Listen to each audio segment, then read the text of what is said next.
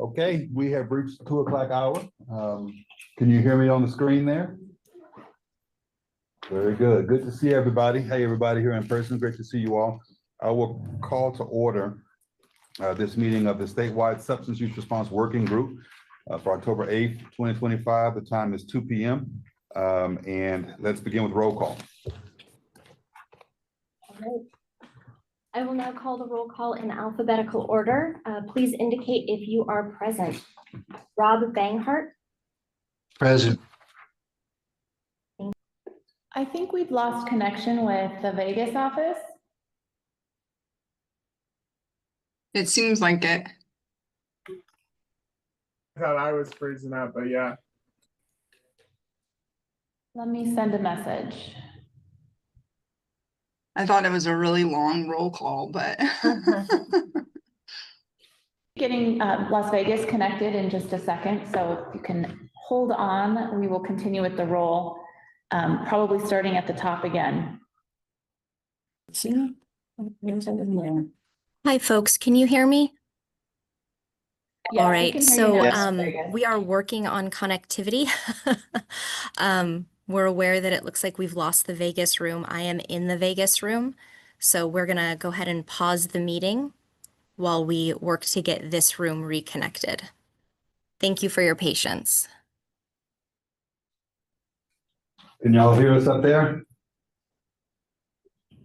Yes. Yay. All right, great. Is it everybody? We got everybody on screen there? Okay, we will resume roll call then, or restart roll call, I guess. All right. So we are going to restart with the second name on our list, which is Chelsea Cheatham. here. Thank you. All right. Next up, Noelle Chaunet. Present. Thank you. Stephanie Cook.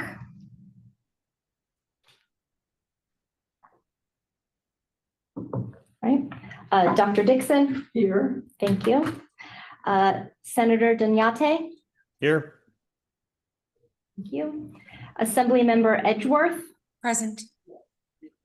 Thank you. Attorney General Ford. Here. Assembly Member Goulding.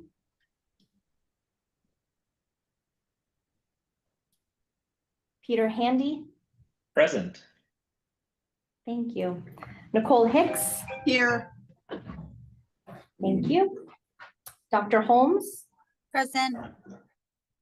Thank you. Jessica Johnson. Present. Thank you. Stacy Lance. Present.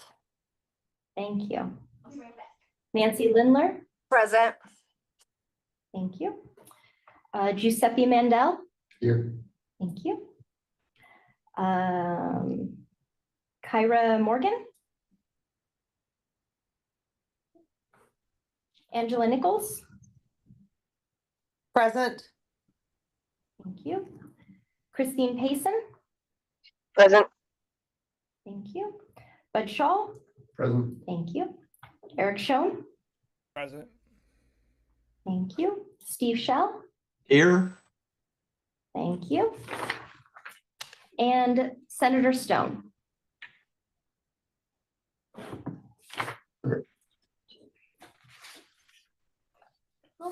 All right, Chair Ford, we have a quorum. All right, thanks so much. We will then move on to agenda item number 2, which is public comment. Public comment will be received in person or at either of the locations listed above and via Zoom. Public comment shall be limited to 3 minutes per person. No action may be taken upon the matter raised under this item on the agenda until the matter itself has been specifically included on an agenda item as an item upon which action may be taken. Okay, great. Do we have any public comment here locally in Vegas? Do we have any public comment there in Carson? No one presenting? Thank you. Do we have any public comment on the screen? Chair Ford, Kelly Marshall for the record. I don't see any public comment in Carson or on the screen, but I would note that if you're dialing in from a telephone, please dial 719-359-4580. When prompted, enter the webinar ID 8411615686 and then the meeting passcode, which is 676835. You can press *6 and the host will prompt you to unmute. If you're joining virtually with computer audio, please use the raise the hand feature to indicate you would like to provide public comment and the host can unmute you. And before commenting, please state your full name for the record.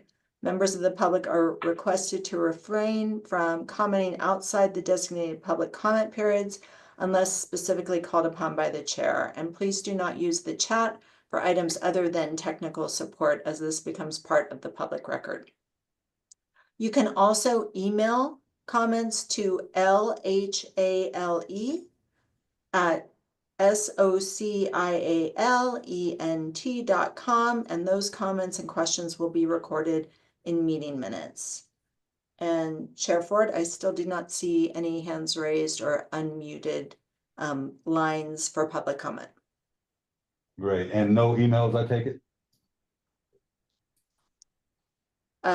I believe that the email would just be emailed to El Hale and she would then include it in the record, Oh, but understood. they don't have to do it immediately. Okay, thank you so very much. Hearing and seeing no public comment, we will move on then to agenda item number 3, a review and approval of our minutes from our July 9th, 2025 SURG meeting.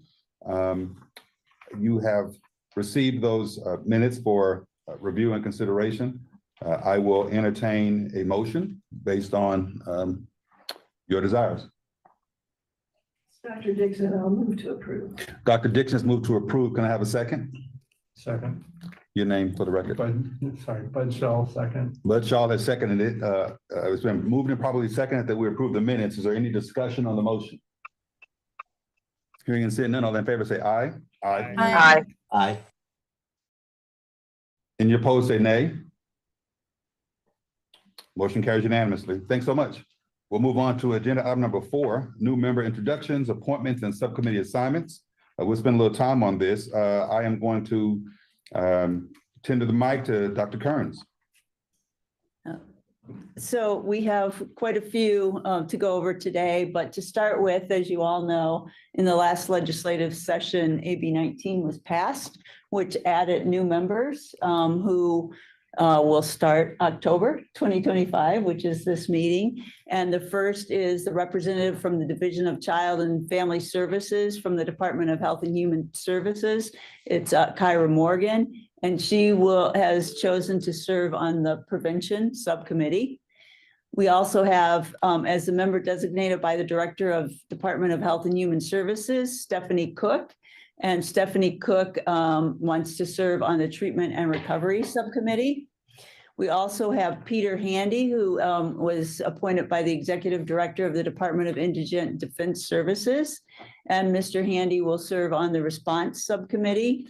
Robert Banghart as a member of the general public with preference given to a person who is fluent in more than one language and resides in a household where more than one language is spoken. And Mr. Banghart has expressed his desire to serve on the Response Subcommittee. And then from the District Attorneys Association or its successor group, Nicole Hales will be the representative, and she has expressed her desire to serve on the Response Subcommittee. And Noelle Chounet as the Emergency Response Employee, and she will be on the Prevention Subcommittee. And as I've noted in previous meetings, our legislators did a great job in splitting up the terms of our membership. Usually it's from like January to January, but this group coming in now will be served from October of 2025 till October of 2027 for that 2-year period. Dr. Kearns. And then, Dr. yes. Kearns, Kelly Marshall for the record, just a clarification, Chief Deputy District Attorney Nicole Hicks. Thank you. Go ahead, next, there's more. Oh, okay. And then, so we have new appointments for some outgoing members. The first you see is Assembly Member Rebecca Edgeworth was appointed by the Assembly Minority Leader in place of Assembly Member Gray. And her appointment will be through January of 2025. And she is elected to serve on the Treatment and Recovery Subcommittee. Then we have Stacy Lance. She's a representative of a local government entity that provides or oversees the provision of human services in Washoe County. And Stacy Lance replaces Dorothy Edwards.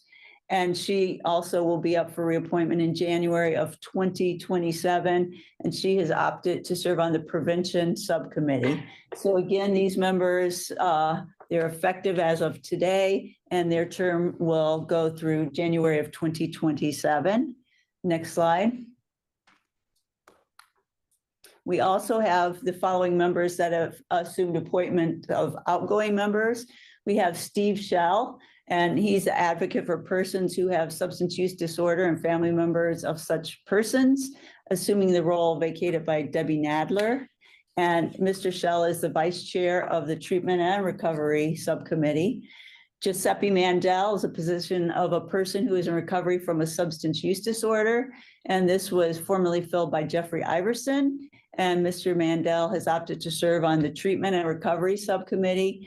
And this position would be up for reappointment of January of 2026. And then Bud Shaw, who is a representative of a hospital, and Bud is assuming the position that Vice Chair Shell formerly was in. And this position is up for reappointment of January of 2026. And Mr. Shaw will serve on the Response Subcommittee. And effective today, these members will begin their appointments. And then also for the 2-year period from January of 2026 through January of 2028. Again, a lot of moving parts here. And then new members that will start in January of 2026. Angela Nichols will be succeeded by Rosa O'Bannon. She's Clark County School District Coordinator, Education Services Division, Department of Safe and Drug-Free Schools. Eric Schoen will be succeeded by Wendy Nelson, the Executive Director of Frontier Community Coalition. And Dr. Leslie Dixon, who just handed me her resignation letter, will be succeeded by Dr. Jose Partida Carano. And these are effective today, and these members are being appointed again for a 2-year term, a 2-year term from January 2026, expiring January of 2028. Next slide. And then reappointments, we have Chelsea Cheatham. Her term was set to expire in 2026, but has decided to remain on the SURG for another 2 years. So effective today, Chelsea is being appointed for a 2-year term from January 2026 through January 2028. And Nancy Lindler's term will expire in 2026, and a replacement will be identified to fill this position. Is a person who provides services related to the treatment of substance use disorder. All right, all done? That is it. Okay. That's a lot of moving pieces. That's a lot of moving pieces, yes, but let me open the floor quickly for anyone. You don't have to, but is any of our new members or reappointments care to make any comments? Giuseppe Mandel, for the record. Just thank you very much, AG and everybody else for welcoming me to the meeting and to the group. To look forward to it. Thanks, Giuseppe. Anyone else? Bud Shaw, I'll say the same thing. Thank you so much. Appreciate it, and I'm honored to be here. Absolutely. Looking forward to working with you. Anyone else in Vegas here?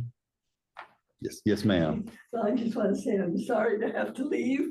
I enjoyed this, but it's time to go. Yeah. Yeah. Well, we certainly appreciate the dedication to the committee. It's been great working with you. Thank you so much for your service. Anyone there in Carson care to say anything? No one here in Carson. Great. Anyone on the screen? Noelle Shanae, and I'd like to just echo those before me. Thank you very much. It is an honor to be here. Welcome. Robert Banghart in Vegas. I just want to say the same thing. Thanks for the opportunity. Look forward to see what we can do. Wonderful. Welcome. Peter Handy up here in Carson City. Yeah, excited to get to work with y'all. Wonderful. Welcome. Anybody else? Dr. Partita Corona, I'd just like to say I hope to do Leslie Dixon proud. Yeah, hey, Doc, great to hear your voice. Thanks and welcome. Okay, well, again, welcome everybody. Thank you so much for your work, and we look forward to getting at it. So moving on then to agenda item number 5, approval of our bylaws. I'm going to turn this back to Dr. Kearns as well. Thank you. And I apologize. Just one thing on the appointment of members. The Attorney General's office has also made appointments to the Advisory Committee for a Resilient Nevada. And those appointments are Ed Kovach, who's a member that represents juvenile justice, TJ Mills, a member who represents criminal justice, Elisa Planis, a member representing surveillance, opioid and drug surveillance, and Bailey Gonzalez, a member representing family or people who use drugs outside of Clark or Washoe County. And now we will move on to the bylaws. So our bylaws, if you've been on board it, you've seen the bylaws, and we have also gone through the bylaws. And I just want to highlight that there are some changes that were made primarily from the prior legislation and adding new members and also in our reporting date. So the first one that we'll look at, and I just put these up here, the reporting date is really the main thing in this, but this goes over our duties and responsibilities. So, hang on, Kelly. Okay, our duties and responsibilities. And as part of the duties and responsibilities, I'm just going to run through these, not to go over them all, but you can move on, Kelly. These are what we are tasked to do, and then reports that we are also tasked to make, and reports that we also are supposed to get. So one of the reports that we're supposed to get is a report from the Department of Health and Human Services concerning the use of certain monies. And this is some of the reporting that we've gotten from the Fund for Resilient Nevada, and then also some of the grant funding that is gone through Department of Health and Human Services. So I just want to highlight that for you in the statutes. And then next is the basically the membership changes.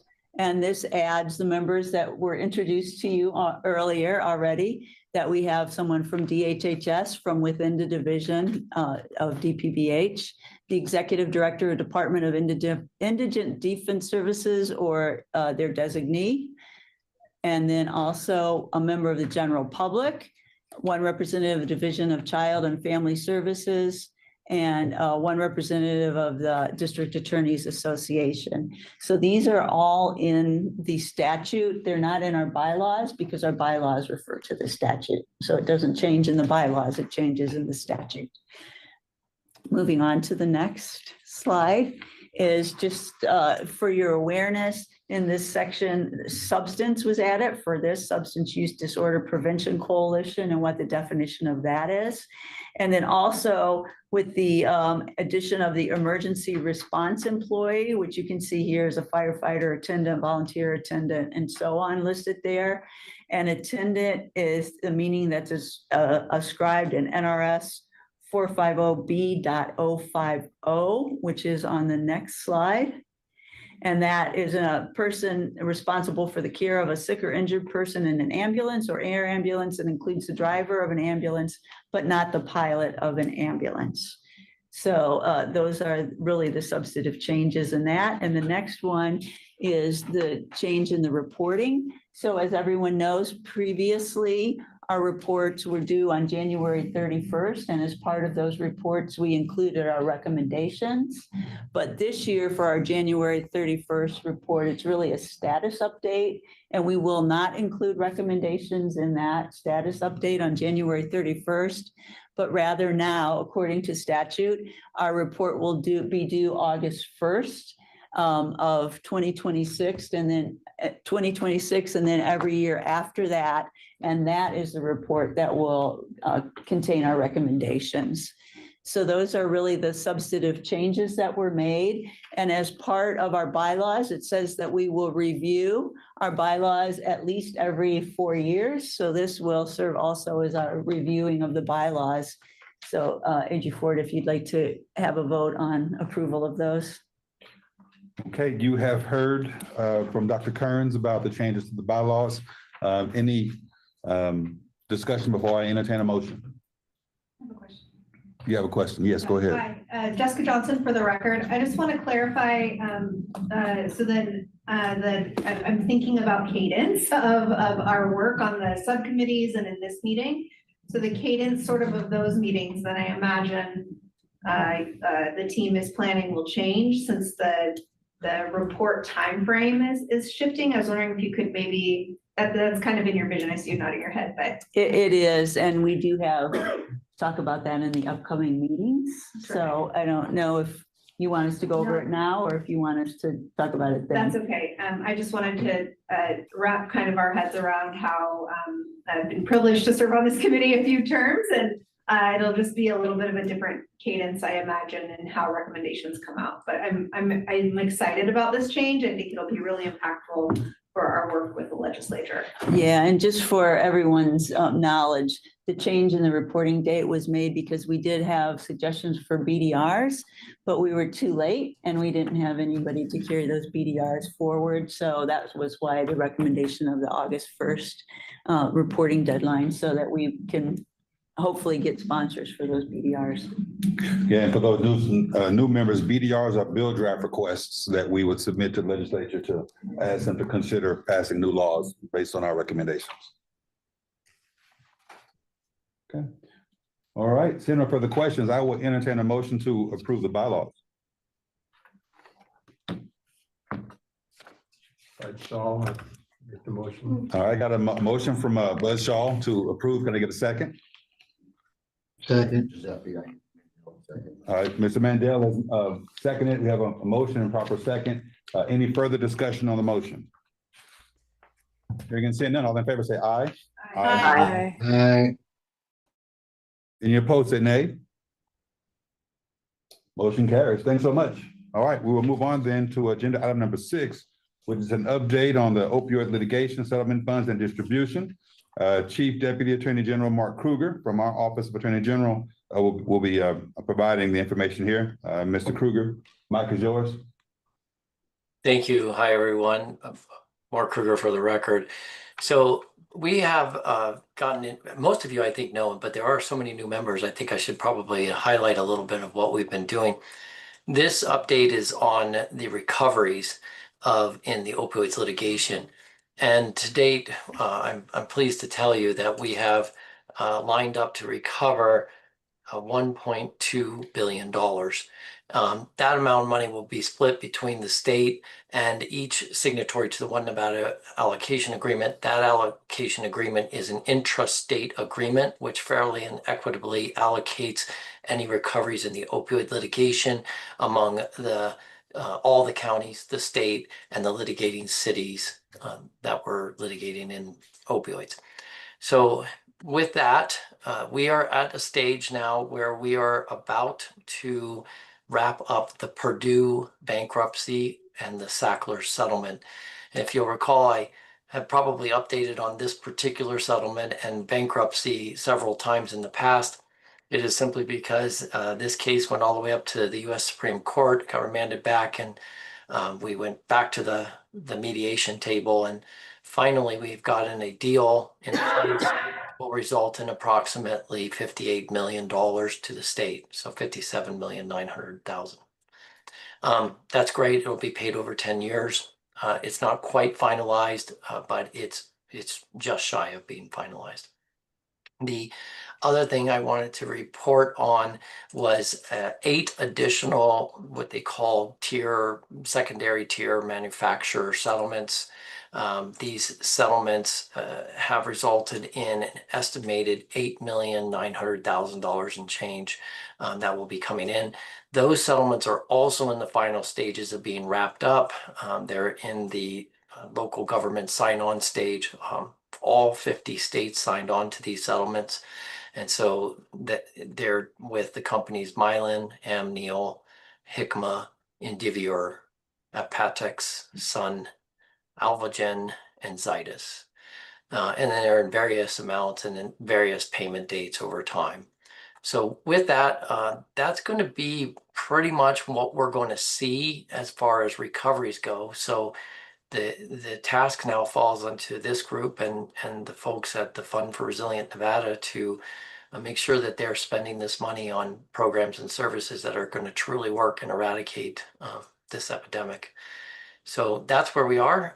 We do have some active litigation still against the PBMs, pharmacy benefits managers, but that litigation is in its early stages of entering into discovery shortly, we hope, and probably couldn't likely say that we're going to see a recovery at this time. It would be difficult to estimate when we would see one. So there's where we are for the time being, but promising, still have promising litigation in the future, and that's my update.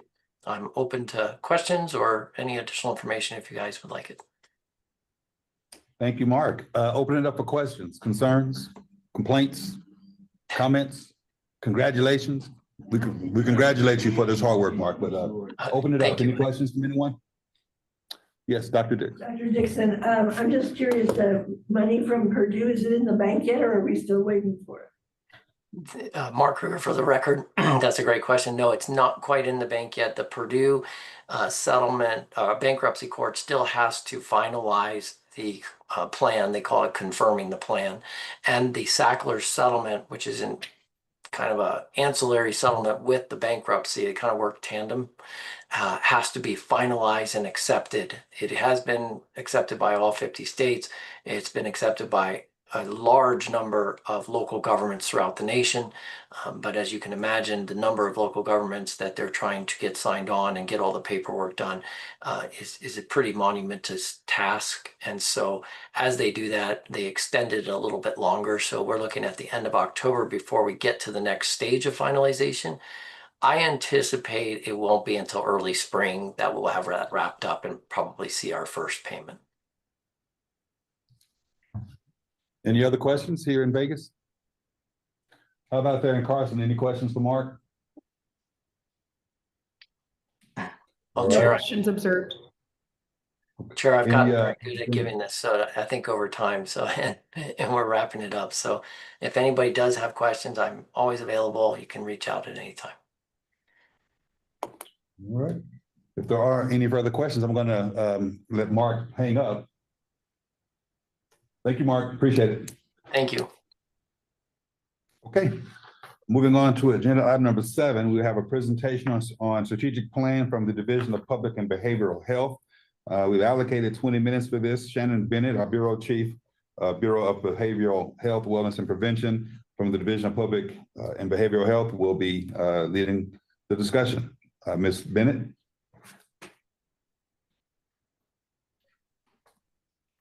Thank you so much, Attorney General Ford and members of the committee. It's a pleasure to be here with you this afternoon. As you mentioned, my name is Shannon Bennett, and I serve as the Bureau Chief for the Bureau of Behavioral Health, Wellness, and Prevention. Really excited. This is the first presentation that I've been able to do about the strategic plan. We're like in the process of unveiling it, so really excited about it being with all of you guys this afternoon. So just our mission, vision, and purpose of the division. You can go to the next slide. So I'm going to talk to you today a little bit about the methodology of the strategic plan, some of the needs assessment and the findings, and then really delve into the strategies. This is a big strategic plan. The Bureau covers a lot of different topic areas, from substance use to some community mental health programs, 988. I'm not going to get into all of the detail, but I do want to spend a little bit of time on the substance use strategies. So we'll go ahead and get into that. Go ahead and go to the next slide. So about the approach and our methodology, we worked with a vendor called Altarum to do our strategic planning process. They contacted 16 key informants and 60 people with lived experience. The 60 people with lived experience are very near and dear to our heart because these people are either have been in or are currently in the behavioral health system somewhere in the state of Nevada. And those individuals were the drivers of the strategies that we've identified for our strategic plan. We're really proud of that. Our vendor alongside of us took a comprehensive look at all of the data that we have available to us as well, and used both of those different pieces to come up with what we have developed. So it was really, really important to us that the goals of the strategic plan was a direct reflection of the wants and needs of Nevadans in the behavioral health system, or previously in the behavioral health system. So if we had to put our strategic plan findings, our needs assessment, and our strategies into a nutshell, I would say it is this slide. Almost every strategy or every finding area, which you'll see here shortly, has something in it about how stigma reduction is needed to get to the core services that are needed in our communities. Another one, and I love this one, is the power of peer services. Nothing about us without us, right? So we need more peer infrastructure in the state. We need more peers in everything, in all of our programming to appropriately serve Nevadans. There was a lot of discussion about the access to care and about the ability for CCBHC, certified community behavioral health clinics, to be able to fill some of those gaps in our rural areas specifically, but across the state. And then just an overall need for increasing access to care. I will say too that stigma plays a big part of the access to care piece as well. So go ahead and go. So in a nutshell, that's the strategic plan. Workforce development, you can go to the next slide. Of course, I think we've heard this from so many different areas. The key findings here was that the behavioral health workforce shortage is driven by burnout, low salaries, and an uneven distribution of providers. So there's not nearly enough, especially in rural areas. You can go ahead and go to the next slide. I think I hid the strategies. I'm just going to go ahead and skip that one. Go ahead and go to the next slide. I don't have enough time to go through every strategy in this forum, but as you'll see here shortly, we have a meeting coming up on the 28th where we're going to spend like an hour and a half going through everything. So there'll be more information on that at the end of the presentation. Key social determinants of health findings. So some of these key underlying barriers that Nevadans are reporting: housing stability, transportation challenges. This was a really big one throughout, was transportation, and other barriers to accessing behavioral health care. Oh, if you could go back. Sorry. Community members also described a lack of affordable childcare. So reasons that the community member had to leave treatment or something that was a barrier for them to be able to stay in their recovery or stay in their treatment. And the limited and inaccessible resources exacerbate behavioral health crises, especially for vulnerable populations. So there was a lot of discussion in the strategic plan about that an individual felt like they were doing okay and then ran out of resources to maintain being okay and then fell back into crises, and there wasn't enough resources to assist them, and then they started the cycle all over again. So a lot about sustaining being okay in the strategic plan. Go ahead and go to the next slide. And I'm going to skip that one. Go ahead and go to the next. Go ahead and go to the next. So there is a ton of support and evidence for supporting kids in schools, for substance use and mental health services, and helping the parents support the kids. That's a huge theme in both substance use and our mental health strategies. And I like reading this as a parent. I'm like, yes, yes, absolutely, yes. So I think a lot of us can identify with this. So community members expressed a need for early support services for youth, highlighting the role of parents, schools, and accessible behavioral health services. I really liked some of the suggestions in here about just supporting parents in supporting their children. Community members also raised concern about social isolation for vulnerable groups such as veterans, LGBTQIA+, elderly, and the need for more tailored support. And then, of course, our incarcerated individuals were also identified here as lacking adequate behavioral health care in supporting them to long-term recovery as well. Go ahead and go to the next slide.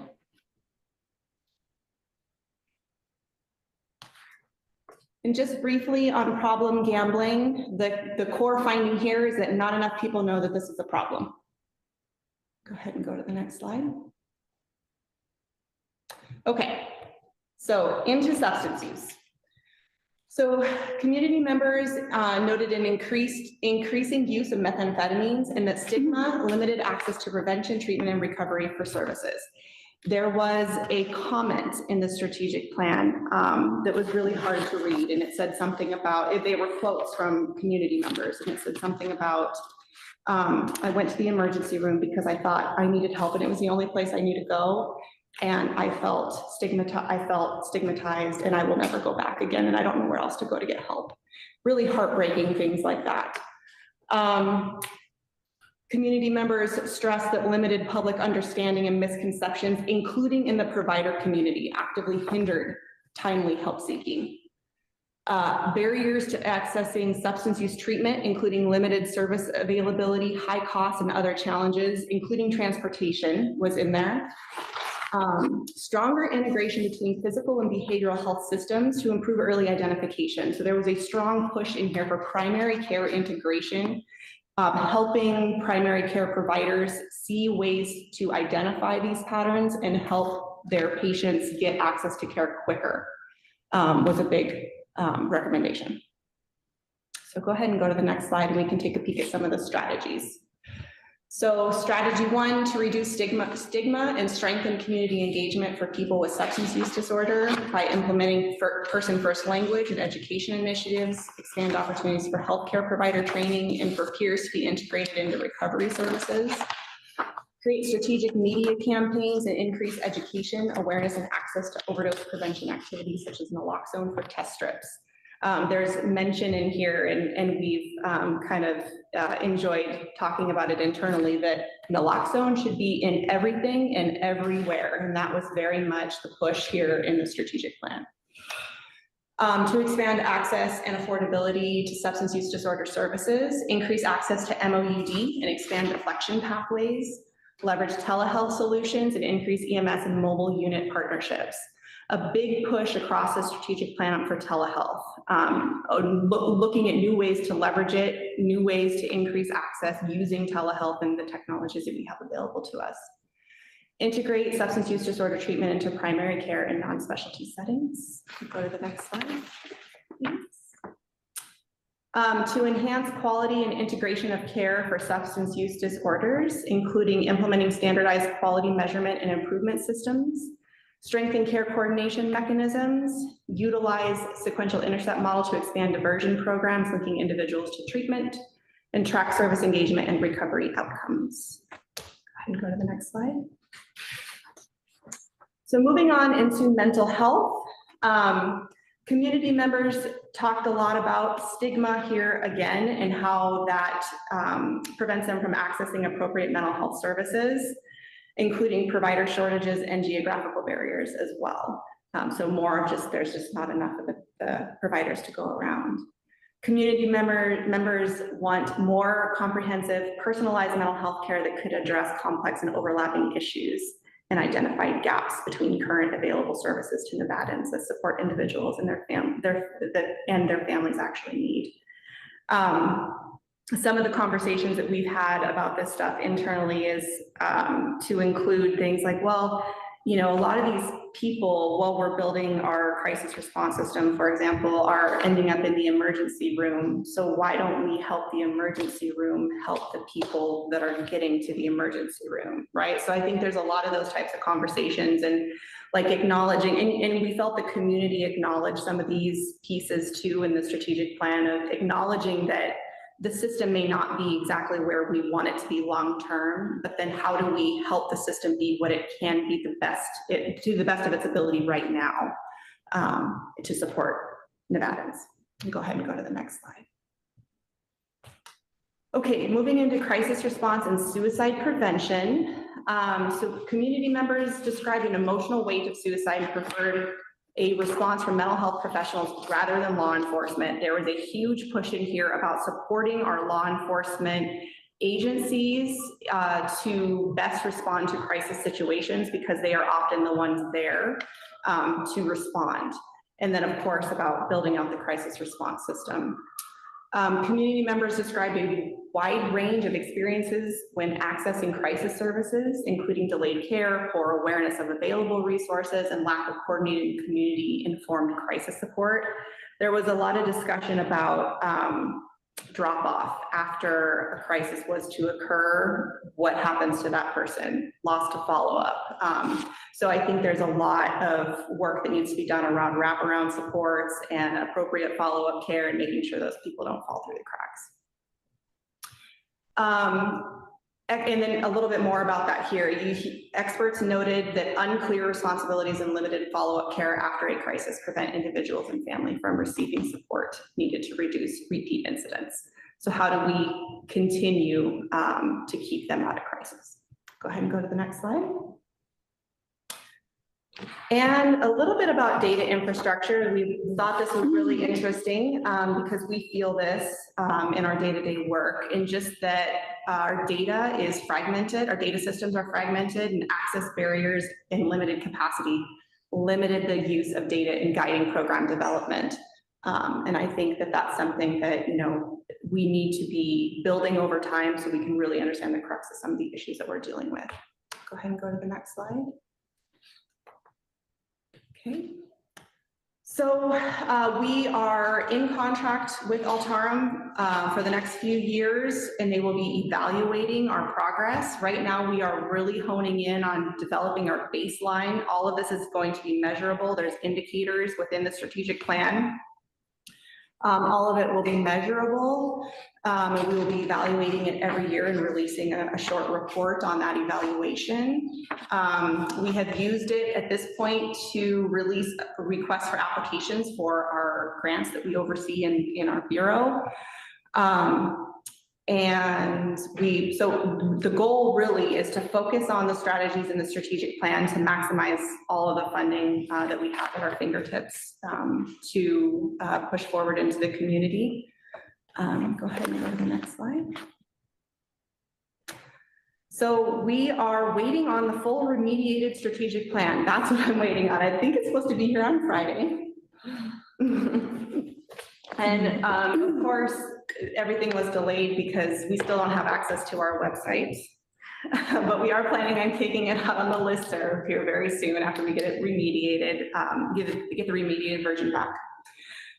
We are having an upcoming public meeting on October 28th at 3 o'clock. And it'll be, like I said, it's about I think we have an hour and a half carved out for that. So we're planning on going into a lot more detail at that point. If you're interested in any of that, Jesse put his contact information there. He is our fantastic public information officer and would be excited to receive an email from you. So Denise and I are here. If you have any questions, we're happy to take them. Oh, my bad. Thank you, Shannon. Appreciate your report there. Let's open it up for discussion from anyone. Comments? Yes, ma'am. Go ahead. Hi, Jessica Johnson for the record. Thank you for a wonderful presentation and overview of your plan. I'm looking forward to attending on the 28th. I had a comment and then a question. I was happy to see the school and service expansion for prevention services for youth. That really aligns with a recommendation out of our prevention subcommittee for this group. So I just wanted to make that comment that there's some great alignment there. And I was wondering if you had mentioned social determinants. I was wondering if anything came up in the report related to environmental determinants being assessed, things like pollution or heat, and how that might be impacting folks in our communities. That's a great question. I don't remember seeing anything in there. Do you? No, Okay, yeah, not specifically. yeah, me either. That's a great question. It's a great question, yes, but I do not believe there's anything like that in there. Okay, thank you. Yes, sir, go ahead. Say your name for the record. For the record, Bud Shaw. Shannon, do you by chance know the comment from the individual that was addicted to meth, that felt very stigmatized in the ED? Just out of curiosity, do you know if that was north or south? Not that it's terribly relevant, but it breaks my heart coming from UMC. That's horrible. Yeah, I don't. All of that is de-identified and very intentionally to protect the individual's identity. But yes, we have quotes we have the quotes from some of the different focus groups that were had, and they are the most impactful things like that one that I just shared, and the ones that really stick, really remember them. We might need to try to. Opportunity for improvement. Great.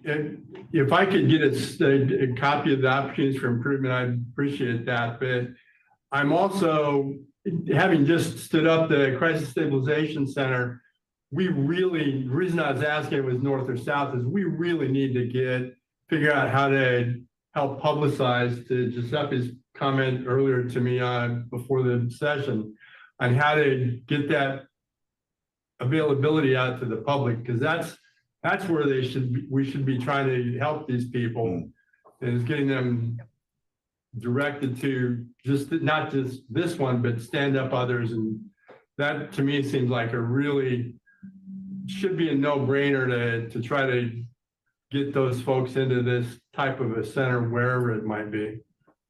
Thank you. Any other comments down south before I go up north? Yeah, go One ahead. more, if that's Yeah, appropriate. yeah, Thank you. absolutely. Go ahead. Jessica Johnson for the record. One other quick question. I was excited to see telehealth sort of mentioned throughout as a really key strategy. And I was wondering in any of these assessments or in your plan, if there's going to be thoughts on support for structural challenges in accessing like high-speed internet or Wi-Fi, particularly for our friends in rural Nevada looking to access these services. I was wondering if you could speak to that as a strategy. Yeah, I don't think there's any strategy in there specifically about infrastructure. I know that we are looking, so we oversee all of the substance use providers in the state, and we certify them to their clinical standards.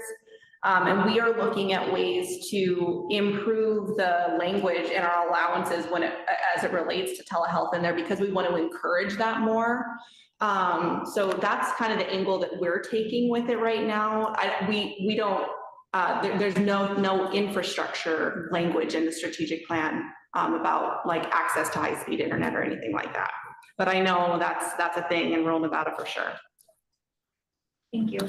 Yeah, Aaron Ford for the record. Certainly that infrastructure is a limiting factor in us being able to utilize telehealth in that regard. And I will say, I'm pretty confident that there wouldn't be much overlap or conversation between, for example, NDOT and DPBH on that issue, but I do know that NDOT and other entities within the state work on the infrastructure stuff. We did receive federal funds at some level that have been under attack with the recent change in administrations. And so I know that is an ongoing issue and struggle, but something that's certainly worth noting out loud. And thanks for bringing that up.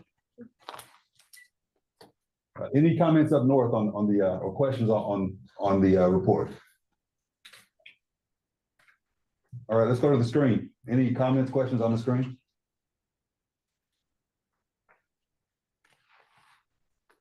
Dr. Holmes has a comment. Dr. Holmes. Thank you, Dr. Shayla Holmes for the record. I was just curious if you guys were able to share your findings with the health authority who's working on the rural transformation grant right now. It seems like a lot of the things that they're able to do potentially with those dollars might align with a lot of the stuff that you guys have identified in just this quick presentation, which makes me think, on October 28th, there's going to be a lot more, but have you guys been able to share this information within that survey and within that process? Yeah, that's a great point. I appreciate that very much. I have been talking with Melinda Southard at the Nevada Health Authority about that new grant that she's working on. As soon as, like I said, I'm supposed to get a remediated copy of this guy on Friday. So when I do, I'll send it to her because I think that might be really helpful. Thank you for the suggestion. Thank you. Any further comments on the screen? Any other hands up?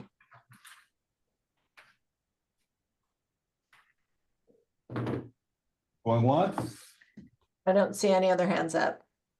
All right, then I'm going to skip twice and third, and we're going to go ahead and say thank you so much, Shannon, for the presentation. And we will now move on to the next agenda item, number 8, an update on the MOUD, medications for opioid use disorder in rural jails. We're going to kick it over to Bill Teal from Growler Consulting to help us understand this. Thank you, Mr. Attorney General. And thanks everybody for allowing me the opportunity to get everybody caught up as to where we're at.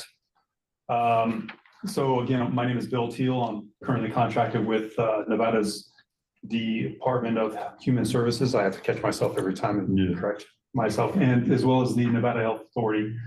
And what I'll do today is just give you a brief update as to where we're at. So next slide. And I guess I have to read this just from a disclosure standpoint. There's no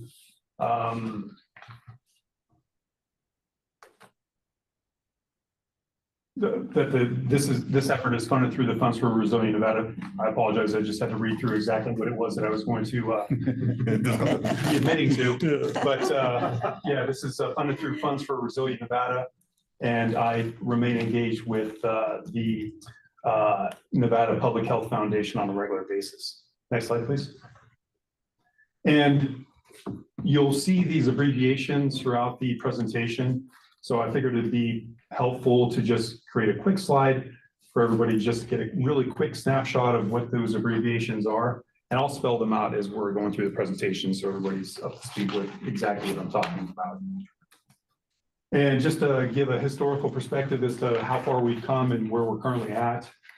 If we can recall, back in 2023, it was then Dr. Stephanie Woodard, who was the mental health authority for the state of Nevada. She asked if I would help work with the then Department of Health and Human Services for the state on the opioid use disorder and its impact on our jails throughout the state. That quickly became an opportunity for us to really focus on our rural jails, understanding that kind of Washoe County and Clark County were on islands of their own in regard to the access of resources inside of their facilities.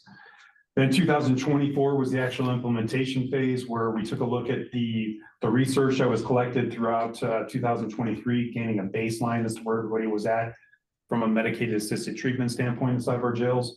Then we worked towards implementing an approach to take with all of our participating jails. And in the very beginning we had 3 that were acting as pilot sites, and that was Esmeralda County, Lincoln County, and Lander County. And then building off of that, then we were able to expand, and we'll talk about that here in an upcoming slide. So 2025, where we've kind of joined forces with the Nevada Health Authority in its efforts on the reentry initiatives, the Consolidated Appropriations Act of 2023, and then AB 389 or the 1115 waiver, and working towards not just addressing adult populations, but juvenile carceral populations as well.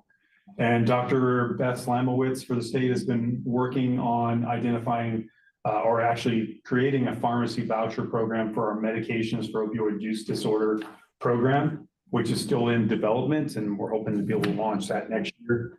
And then we're working towards finding a statewide MOUD, medication for opioid use disorder program service provider. And it's, as I understand it, based on what's currently or recently happened with the cyber attack in the state, that purchasing is backed up, and it's kind of an unknown as far as when this RFP will be pushed out, so we can start to find vendors who can contribute. And I'll speak more as to why that's significant. And then for next year, 2026, we're looking further into the alignment phase, where we're pulling the MOUD and reentry initiatives together, working directly with the Nevada Health Authority again, and then looking towards enhancing access to care, something that Shannon had mentioned before that's very comparable to what we're working towards bridging. Here is that telehealth component, that virtual access to care for those that are inside of our jails throughout the state. So they have that natural transition back into the community, or at least back into a virtual format that they're already familiar with. And then data collection, that was something else that Shannon had mentioned that is very important for this effort, and working towards finding a solution to be able to collect those metrics and then be able to speak to what those metrics are demonstrating for us from a statewide standpoint as it correlates to our carceral populations that are now re-entering the community, and how much success we're having with those that are participating in an opioid use disorder program. Next slide, please. So this slide, thankfully, is a little outdated, and I'll speak to that here in a second. But here it says that we actually have the implementation of MOUD and community continuation of care in 30% of our sites. And here's a list of those participating facilities. Again, Lander, Esmeralda, and Lincoln were our initial pilot sites that we worked towards kind of ironing out what our approach would be. And that approach has been utilizing the sequential intercept model as our roadmap to addressing the gaps of each of the intercepts as it related to carceral populations and their access to care needs for medications for opioid use disorder programming, and then behavioral health, and then the community continuation of care piece. So we've expanded to Mesquite, Story County, Mineral County, the Henderson Detention Center, and I know Kelly is very much engaged with the Henderson Detention Center, and I had the opportunity to meet with her at our recent fentanyl summit this past year. Next slide, please. So just breaking down each of the participating counties, and I'll really push along as to where we're at currently. So with Lander County, they're very unique. The Undersheriff Robert Quick, is very progressive in his thinking, and I have to be very careful with where I use the word progressive. I was admonished in Story County by the sheriff saying I could not use that word in rural Nevada, but we did compromise with forward thinking. Well, for what it's worth, the opposite of progressive is regressive. So, you know, I think it's appropriate. Never mind. I know, I appreciate that. And that's where I got him to agree with me that we can say forward thinking. Yeah. And he was all for it. But in the event, very, very supportive. But Lander County, they're very open to new non-traditional ideas for their jail population. We are working with Laura Yanez, the executive director for Western NAMI, and her Freedom Bridges solution for a jail reentry coalition. So basically they'll act as, for lack of better terms, air traffic controllers for pulling in resources into the Lander County Jail for those that are transitioning back into the community. And so people aren't bumping into each other and stepping on toes. And we're actually going to have our first meeting to test some of the things that should be working from a Freedom Bridges standpoint tomorrow with Lander County. And before the end of the month, it's anticipated that they'll be able to go live with the reentry coalition for Lander County. So very good progress being made there. Next slide, please. Esmeralda County, probably one of the most excited counties to actually have this partnership from representatives of the state to work with their county representation to include the sheriff's department. And probably one of their biggest supporters is Judge Danielle Johnson of their Justice Court. She's been extremely excited about all the engagement that's been had over the last year and a half, going on 2 years. However, there's been a little bit of a stall with Esmeralda County in regard to the MOUD program, as it has been for all of our jails, because we haven't identified that sole service provider. But they're unfortunately, as we have this challenges with a lot of our rural jails, is they lack staff. And so Esmeralda County has been battling that challenge and trying to find individuals that want to take on those job opportunities within their jail. And they're working through those efforts right now, but they're not anticipating being able to fill all their positions here in the near future, but they're hoping for more progress next year. So that being said, they displaced their inmates into another county, but they still want to be more progressive with their way of thinking in preparation of bringing all their inmates back into their jail, which when I say, you know, all their inmates, we're talking about an average daily population of maybe 3 to 5. So it's one of our smallest jails in the state. It correlates to being the smallest county in the state. But the judge recently reached out to me in regard to the administrative office of the courts, because the judge is clearly actively involved in her professional community.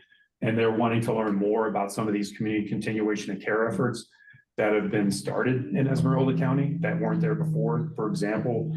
And I know it kind of coincides with this telehealth access to care, but the judge had somebody going through a drug court program who she felt would benefit directly from being engaged with some mental health and substance use disorder counseling. And as a collective group of stakeholders, we were able to navigate her to resources in Clark County where they were able to bridge that access gap and get the help that the individual needed. So it was just a demonstration that telehealth can work. And I think we all can embrace that concept. It's just a matter of ensuring that we have the right infrastructure and means in place to make it possible. Next slide, please. And then Lincoln County, very similar to our other counties, just being very open to the idea of doing things differently. They're really just in a holding pattern and waiting for us to be ready to move forward with implementing MOUD inside of their jail facility as the other participating sites are.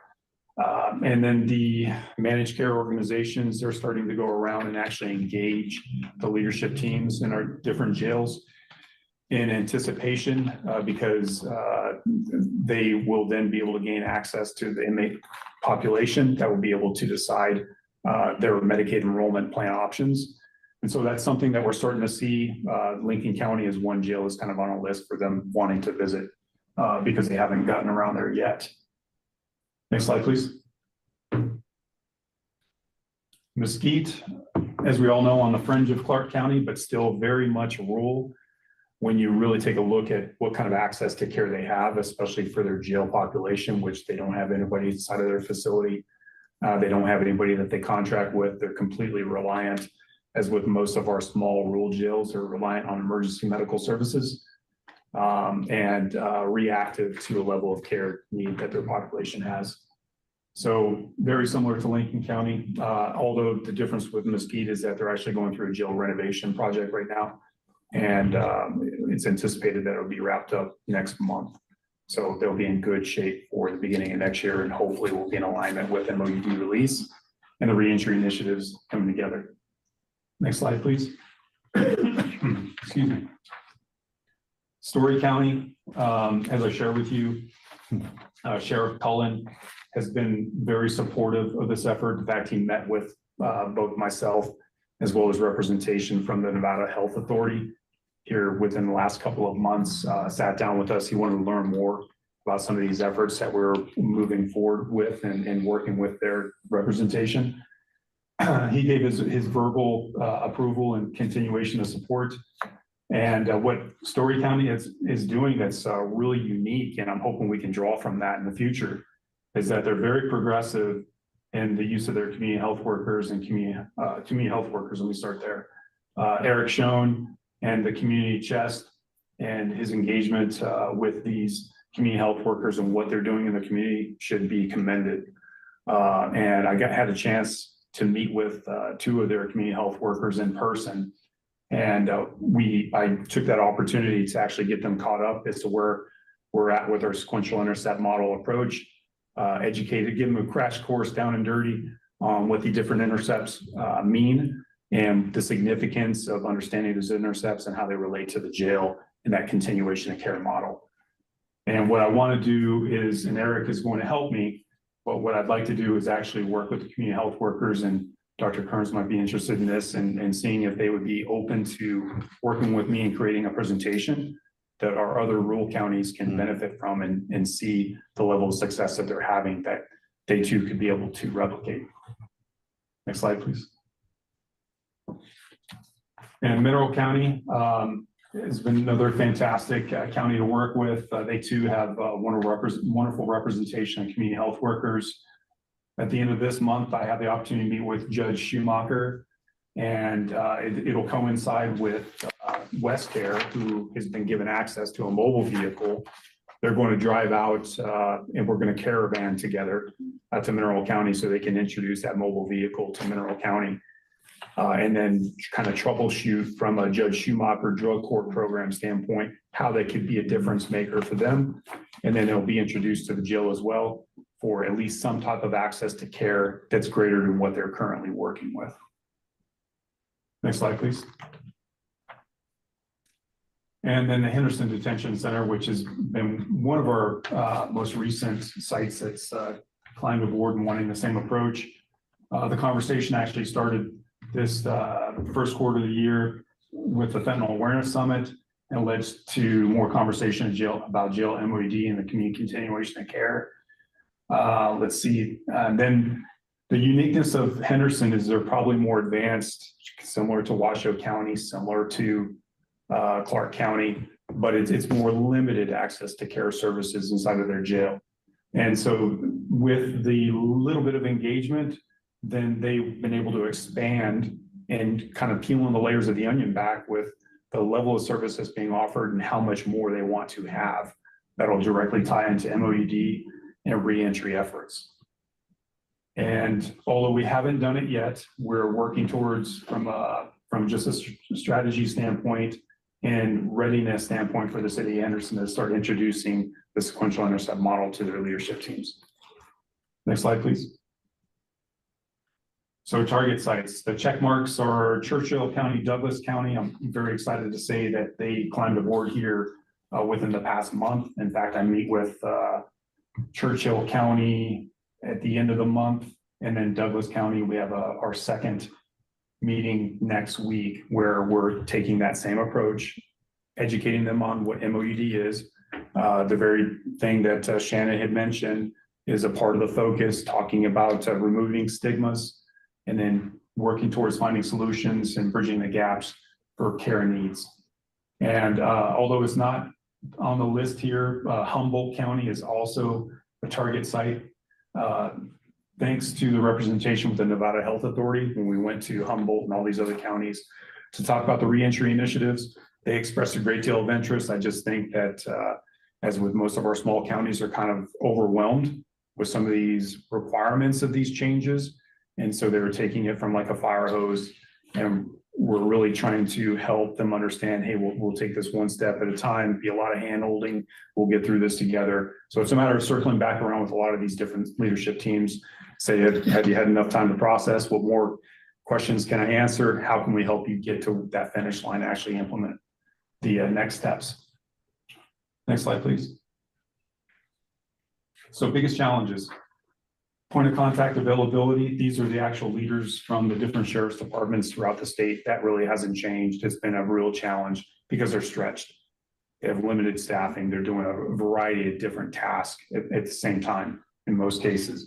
And that requires, so what it looks like is there's a lot of coordination and getting everybody together and ready for these meetings. And then when you show up, they're not able to attend. And if they're not able to attend, then sadly, the meeting is fruitless. Although we have an opportunity to kind of like, just rub elbows virtually and just find out where everybody's at in their own efforts, because there's a lot of third-party stakeholders that are doing tremendous work throughout the state. So how I've mitigated that is actually I'm going to them directly. So we had that challenge in Story County. I went to them directly, got them caught up on all the sequential intercept model presentations and got them where they needed to be. I'll be doing that for Mineral County because that's been another challenge. And then it seems like Douglas County and Churchill County, they'll be pretty dialed into having their representatives of choice available. But if we run into that same situation, then we have a contingency plan to follow up with. The consistent stakeholder participation, these are all the state representatives who have been tremendously engaged in all of our individual county efforts. And they've heard the presentations time and time again, so they start to fall off a little bit. So it was out of a suggestion from Don Yohe, who was the person I directly report to. She suggested maybe just conducting quarterly meetings for those folks, and that's been proven to be successful because they come back for the quarterly meetings. And then the behavioral health group follow through, although I didn't mention it with the individual pilot sites. They were contracted to provide MOED inside of those pilot site jails. Unfortunately, the demand wasn't, or the expectations of the demand wasn't being met. And so their contract came to an end at the end of June, and then was decided at that point in time that we would release an RFP throughout the state to find a larger service provider that's more conditioned and has the available resources to accommodate all the jails throughout the state. And then data collection solutions, I mentioned that as something that we're still working on and need to find a solution for. Next slide, please. Biggest victories listed out. They continue to grow with the relationship building and trust development and actual engagement. It's a difference maker. And commissioners have said to me personally, we're not used to the state sticking around. And so I look at myself as a representative of the state, and then those other representatives that participate in our virtual meetings, they're a direct reflection of that relationship. So it's working. The multidisciplinary team approach, or relationship building, goes hand in hand with that as it relates to jail and OED. And then NACO engagement endorsement. I had the pleasure of being on the panel with Jessica Johnson last week and talking about opioid abatement funds and how, our individual efforts are tied into that. So a lot of good successes. Next slide, please. So in development, I talked about Dr. Slamowitz is working on a statewide pharmacy voucher process where the state is pursuing an MOUD service provider once the RFP is finally released. Continued updates through Nevada Detention Administrative Working Group. So this NDOG group, this is actually, this is developed by the Pool Pack, which is a risk management company that operates in a lot of our rural sheriff's departments and communities. So Marshall Smith has me come back every meeting and provide an update as to where we're at. And then SURG, that's just an acronym for Substance Use Response Information System. This was a database that was introduced to state representation to consider as something that could satisfy that solution for data collection related to opioid use disorder. The community continuation of care model, we did some things that are somewhat non-traditional, where there were some investors that were interested in wanting to see how they could help. So we're looking into a boxable housing first solution for Esmeralda County. Sadly, it didn't really get past the finish line. However, it's a demonstration that if you have folks at the table, sometimes maybe not the right folks, but it's at least starting the direction of a conversation that we can continue to explore and see how can we make that successful in the future. Access to service providers, again, we talked about that. The reentry initiatives, continuation of those site visits and presentations, and that's with representatives from the Nevada Health Authority. And to include working with NAJA, the Nevada Administration for Juvenile Justice Administrators. Next slide, please. And this is a list of our goals for the rest of the year. Just unfortunately, from a meeting I had last week, and again, because of the cyber attack, it's kind of like delayed a lot of different efforts. Finding that service provider may not happen this year. So that we won't be able to accomplish that, but as a contingency, it has been discussed is finding another service provider that can step in as an interim access to care provider while we continue to pursue the RFP route. The database solution will continue to work towards that. Statewide MAT pharmacy voucher program, Dr. Slimowitz indicated that would be more towards next year. And then grow from 7, and it should say 9, but we've gone from 7 to 9 here in the recent past, and we want to continue to work towards finding 12 by the end of the year. Next slide, please. So greatest support needs for everything that you wonderful folks are doing as a part of the committee, but just data collection solutions similar to what Shannon is looking to accomplish. And then Medicaid enrollment, I've had conversations with Nevada's social service, I'm sorry, and it was welfare and social services. Now it's, I want to say social services or supportive services. I think everybody knows what I'm talking about, but Jerry and Cisco with the state, she's been tremendous. Having conversation with her, we're going to be taking some progressive steps with the rural counties on some things that they can help with that currently the rural counties aren't taking advantage of. We talked about virtual access to care platforms. Looks like that's a challenge for all of us to work towards solving. And then the peer support, community health worker advocacy. I know this is a big significance of importance for Dr. Kearns that we're continuing into. And I think that brings me to the last slide. Oh, I beg your pardon. Just real quick, this is something I introduced to NACO. This is a report that was pushed out just last month, September of this year, by Massachusetts. And it was a study that was conducted in their jails, the participating jails in their state. And I'll let you look through that data, but the one metric that I want to really highlight is that 12%, the 323 number, lower risk of being reincarcerated from this study.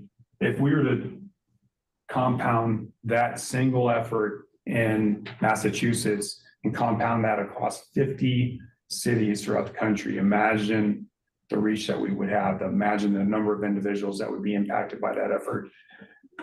So if we advance the slide again for me, please. Thank you. So if we took that same type of energy and that same type of vision and focused in on our rural communities, what could that potentially look like? And just take a quick snapshot of that. Again, looking at 12% lower reincarceration risk. I highlighted a couple of here, prevented fatal overdoses. Granted, the numbers look low, 0.5 to 1 or a 1 to 1.5. And then reduced reincarceration, jail beds saved 20 to 30 or 40 to 55 over a period of time. And then advance the slide one more time. It gives you the real visual look as to what that could be based on, again, this is Massachusetts data, but converting it into our rural Nevada, what the projections could look like. So we could have the top line demonstrates the number of individuals that we could touch over a 5-year period of time inside of our jails throughout rural Nevada, approaching 175, which again seems low over a period of time, but don't stop at that 175 number. What I would encourage you to do is consider how many family members of that 175 are we then also positively impacting? How many families are we stabilizing? How many communities are benefiting from now this participating member of our society who's now contributing back to the community? And then continued MAD success after 30 days. And then after retained at 6 months, although the numbers start to drop, it just demonstrates that there's still opportunity to get individuals to break the cycles of addiction. And I'll stop there and we can go to the next slide, which I think is just references and any questions or comments you have for me. All right, Bill, thank you. This was quite informative. One of the things that we did in 23, I believe it was to pass a bill as part of the fentanyl trafficking bill we passed that said that jails were to employ MAT in their jails as funds were available. So I wonder if you're seeing that actually taking place in some of these jails. I know finding contractors may be difficult, but the funds, are they being made available from the county commissions, for example, or the jurisdictions that you're working with to help facilitate MAT in jails? So what the jails are doing a great job at is that they're working towards satisfying the federal requirement for those that have participated Medicaid assisted treatment program in the community and have now been rearrested and they have a prescription. So it's continuing those prescriptions while they're back in jail. Mm-hmm. The gap that they run into is finding a pharmacy that can actually provide the prescription. So that's where the voucher program will help provide a solution to that. So it ties into an answer to your question. I could not tell you specifically in regard to the individual counties' opioid specific funds, how they're utilizing those funds for their jails. I don't have a response for you in that. What I will say that in most of the leadership representatives that I've spoken with, they're not familiar with how much funds their counties have. So there could be kind of like a question there for between the sheriff's departments and their county commissioners. to have more transparency or at least awareness. Okay. Other questions, comments? Giuseppe? Giuseppe Mandel, for the record, a quick question for you, multiple questions and just leave it out. So, help me out here, with MOUD and MAT, is that the difference of what you're prescribing as far as in the jails versus like say methadone versus Suboxone or buprenorphine? Yeah, yes, sir. The only difference would be is MOUD would include the behavioral health component. Gotcha. MAT is specifically just medications. Okay, and so then that leads me to my next question, with being short of pharmacies, especially in rural areas or even here in Clark County and the quick surrounding areas. Has it been explored at all to go with possibly injectables such as like Vivitrol or buprenorphine into that matter, so that it's a 30-day supply that'll lower the risk of an OD if directly getting out of jail, so it's giving them time to get the prescription filled? Other words, and if it is methadone with as far as housing and re-entry, as far as like most of your treatment programs now or several of them aren't going to allow methadone, but they're opening up more to say a Vivitrol or a Sublocade shock or a buprenorphine or Suboxone. Is it going more towards that way, or would that help be explored that avenue? Would that help lower the OD numbers and make it easier for reentry? The short answer to your question is yes to all that. The long-term injectables, I think there's been so much more awareness as to what they're capable of. And I just learned last week where the NDOC learning about their intake process, and their medical services director explained that they actually do incorporate long-term injectables for that population. So that's a tremendous difference. I wasn't aware of that was occurring in our state prison. So that's huge. But that's I think a great example for our counties to then be able to replicate. So it was suggested that we're doing it in Washoe County and Clark County. I haven't heard that in Clark County. I'm working to verify that. But I think the backside of it is the cost, is how, because the individual we spoke with the state, she wasn't able to explain how those are being paid for currently.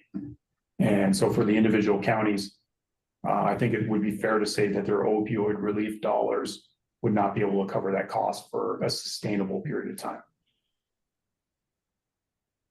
And one quick question for you, even if it's insured covered, and then obviously the funnies could just pay gap. I don't know what the legalities is with that, with methadone or with Medicaid, where if they have to take a certain amount to work opioid stimulant, funds could just pay for a gap in it, and the Medicaid pays for the remainder, right? That might be, I don't know if that's federally legal or not, but just a common sense question, I guess.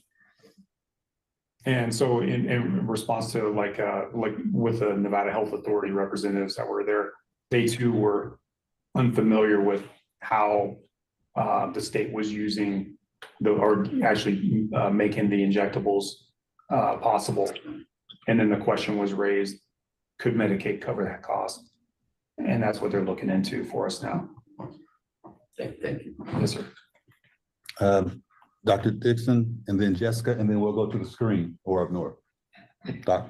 Yeah, Dr. Dixon for the record. So a little bit, I just learned yesterday about the Department of Corrections or High Desert Prisons. And I'm no longer with BHG, and Dr. Partita Corona, I think, is on the phone. He may clarify a little bit of this, but yeah, BHG was delivering, our nurses were delivering Sublocade, which is the long-acting buprenorphine shot, to the prisons. I don't know how many patients they had at any one time, but apparently Dr. Williamson is their doctor up there, and he's taken over, and so BHG is no longer doing that. And what that means in terms of what you were just saying, who's paying for it? No idea. I think we had a grant at one time, but it may have run out. Hopefully we'll learn more in the future. Yeah. This is Dr. Partita Corona for the record.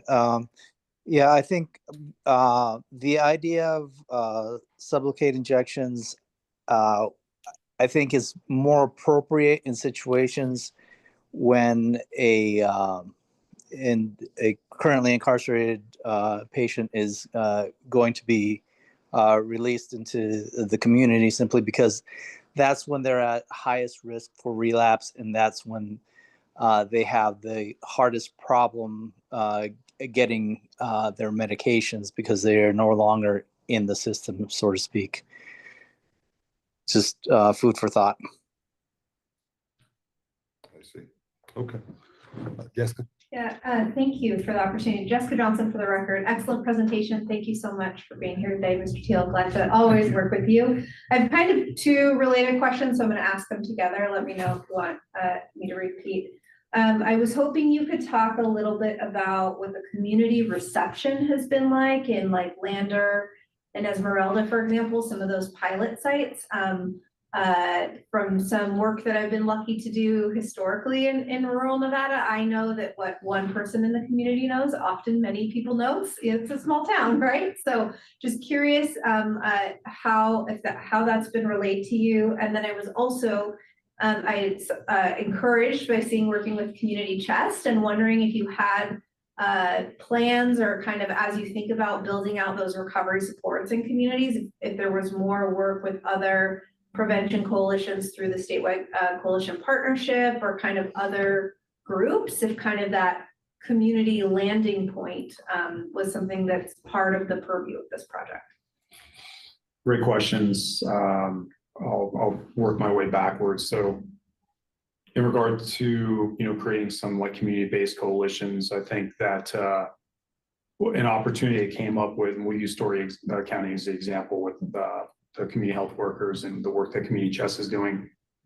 The Community Health Alliance in Reno recently reached out and asked how they could participate in this process, because they wanted to be a part of the reentry solution for those that are starting MAT inside the jail. And so the community health workers in Story County are actually having that discussion with the Community Health Alliance, because the Community Health Alliance they're situated to be able to touch a variety of different rural jails in the north. So I think that's just kind of a demonstration. It's like, hey, you want to participate? Well, let's find a way, and then kind of navigate to the right group of folks that can contribute to that conversation. Community health workers were fantastic. Yeah. And so it's kind of a demonstration where that can just start to evolve over time. And then as far as like the community itself and how receptive they are to these efforts, Esmeralda County is a great example. So Esmeralda County, the judge probably being the biggest voice for Goldfield and Esmeralda as a whole, but indicated that, to your point, everybody knows everybody else's business. And so there's a great deal of stigma when it comes to them addressing mental health, substance use disorder. But when that came up in a presentation, the entire multidisciplinary team didn't let it go. And instead of looking at that as a problem, we looked at it as an opportunity. And last year they had their first health fair ever in Esmeralda County. And the focus was mental health and substance use disorder. This year, they're doing it for a second time. It's actually going to happen first week in November. And more third-party stakeholders want to contribute and be a part of it. So it's really taking a challenge and then turning it into an opportunity and a solution, and gaining greater access or awareness, and then access to those resources that can help them with those problems that perhaps they don't have individuals within their communities they can go to and talk about. Thank you. Yeah, I mean, I think there are clear headwinds that we will continue to face, and they will be increasingly stronger headwinds. The headlines we're seeing now about, I just see a retrenchment, frankly, of folks interested in reentry issues, recidivism, diversion programs, and things of that sort. So, kudos to Esmeralda County for at this point continue to kind of push back against that. But I do anticipate we're going to have stronger headwinds, even in our own state, with headlines that we see emanating from local newspapers about these types of issues. So worth noting. Yes, sir. On the screen, please. Any comments, questions, concerns?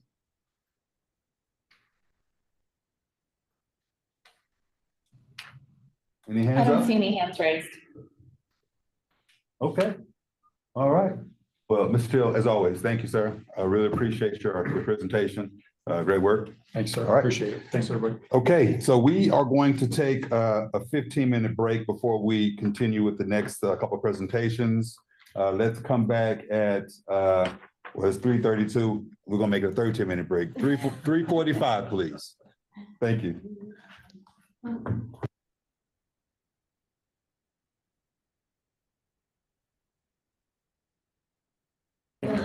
Okay, hi, everybody. Let's jump back at it. We are now on agenda item number 9, an update on the Clark County Regional Opioid Task Force. We're going to have Melanie from the Clark County Coroner and Opioid Task Force Chair to speak on this. So please proceed. Thank you, Attorney General Ford and the committee. I appreciate the work you guys are doing. I would just like to say, as the Clark County Coroner who has experienced in extreme increases in our drug-related fatalities, reaching almost 1,400 in 2024. I appreciate the work that you're doing, so thank you. Next slide.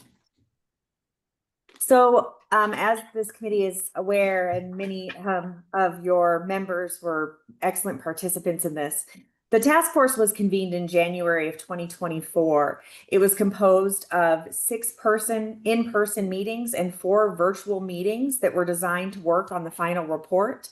The final report of which was completed in November of 2024 in advance of the 2025 session.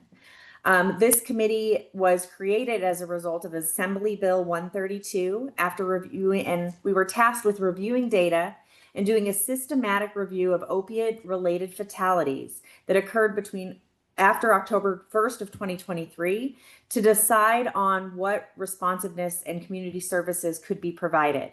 So we reviewed opioid overdose fatalities in zip codes of Clark County with the highest numbers of opioid overdose fatalities. As a result of that, our report was ultimately submitted to the Director of Legislative Counsel Bureau and the Governor. So looking at cases from October 1st of 2023 to August 1st of 2024, we began looking at closed cases only. We had approximately 600 opiate-related fatalities in Clark County. And so we narrowed our focus to distinct areas, specifically focusing on areas that had the highest zip codes with opioid overdose deaths and age demographic groups with more than a 50% increase in deaths during that time frame. We looked at emerging drug-related fatalities and new trends that we were seeing in our community. Next slide. So you can see here, this is some of the focus areas that we looked at. We looked specifically at these zip codes because these were the highest crude opioid overdose death rates. We also looked at groups that were experiencing a marked increase in deaths within that age range. We also looked at new and emerging drug-related fatalities, specifically smoking fentanyl and novel substances that we were starting to see in our communities. Next slide. So here is just a higher focus for you on review category number 1, which shows you the zip codes with the highest crude opioid overdose deaths. You can see that the highest area was zip code 89101. Next slide. So these are how we evaluated what groups we would focus on specifically for this evaluation and trying to determine social determinants of health and why we were seeing such marked increases in these areas. So you can see meth and fentanyl combined related fatalities had an over 137% increase for those individuals that were in that age range. You can also see that we had significantly high increases in our other age ranges related specifically to fentanyl-related deaths. And so that is where we decided to focus our efforts. Next slide. So we also were looking at emerging drug-related fatalities. We noticed that there had been novel substances that were appearing in our communities. So we found that there were a lot of drug overdose fatalities that were involving xylazine in Clark County residents, as they had increased from 1 in 2020 to 5 deaths in 2024. And that 1 in 2020 was a single isolated death. We also found that drug overdose deaths involving carfentanil had risen significantly from 0 deaths prior to 2020 and 10 deaths occurring in 2024. Next slide. So these are some of the categories that we looked at for our data collection. So we looked at recurrent hospitalizations. Hospitalizations were the person presented with complaints of pain. We found hospitalizations that did not include a urine drug screen. Issuance of narcotics were found to be issued without drug screens being completed. We found that many of these individuals had a history of past drug-related overdoses. We found that many of them also had a history of receiving naloxone or Narcan in the past. We also found that many of these individuals suffered from mental health illnesses. Many of them had also had L2K holds, so legal 2000s, where they had been held on suicide watches or in instances of self-harm or harm to others. We found that there was a history of arrest, jail, and both incarceration within the system. We found that many of them also had histories of outpatient treatment, inpatient treatment, history of admissions to substance use, history of alcohol use, history of smoking and vaping, history of job loss or unemployment, history of lack of permanent housing or being permanently unhoused. And we also did a review of the prescription drug monitoring database of the state to understand if these individuals had a history of being prescribed drugs of potential abuse. Next slide. So this, I apologize, is kind of small to see, but this gives you some of the percentages of areas that we found to be focus and concerning, where we found that over 100% of these individuals had a past history of substance use. 100% had a history of mental health related illnesses. 100% had recurrent hospitalizations, and recurrent hospitalizations where they had complaints of pain when they presented. They also had admissions to substance use, and 100% had history of treatment or some kind of intervention for that abuse. Next slide. We found new trends that were emerging, specifically a new terminology being used was smoking the French oil, which is a combination of methamphetamine and fentanyl, which places individuals at an increased risk of having a fatal outcome. We found that most of these individuals had an average or above average risk of overdose in the PMP reports. We did note that there was a limitation in PMP because it only allows you to review a 2-year period. We found that many of them either had a positive urine drug screen on admission to the hospital or lacked a urine drug screen upon admission to the hospital. But many of them did have an admission to drug use history, unemployment, and hospitalizations recurrently with complaints of pain. Next slide.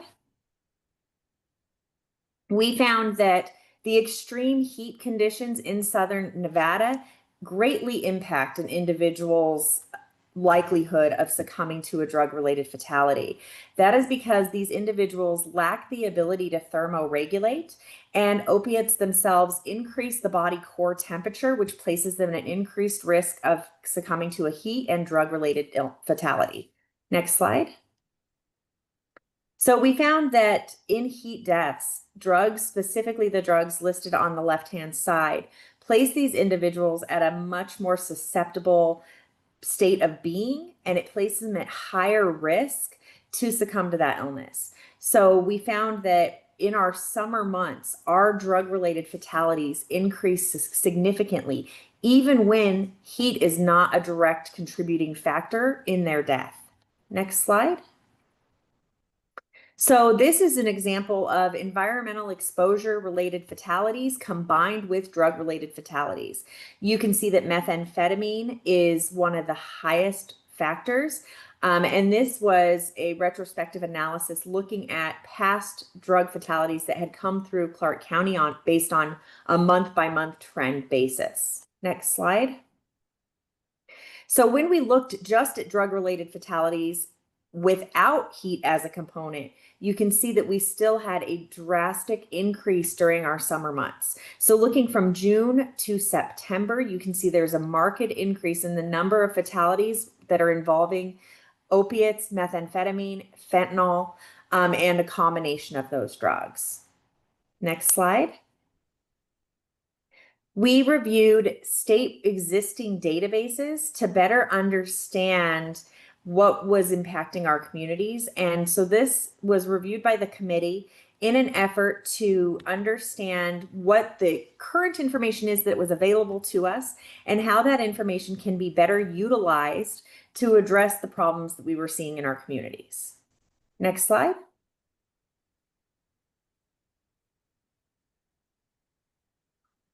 So we found that there were many gaps in our current system and how we were currently addressing opiate-related fatalities and opiate-related illnesses. We found that there are shortages amongst our workforce. We found that there is a lack of training that is being provided to even our community providers. There's a lack of service and treatment programs that are available. There's a lack of access to these resources amongst those that need them the most.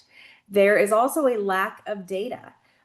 We often don't get all the information that we need, either because of the fact that there is a significant delay in getting that information, or there is a lack of available information so that we can better target these communities.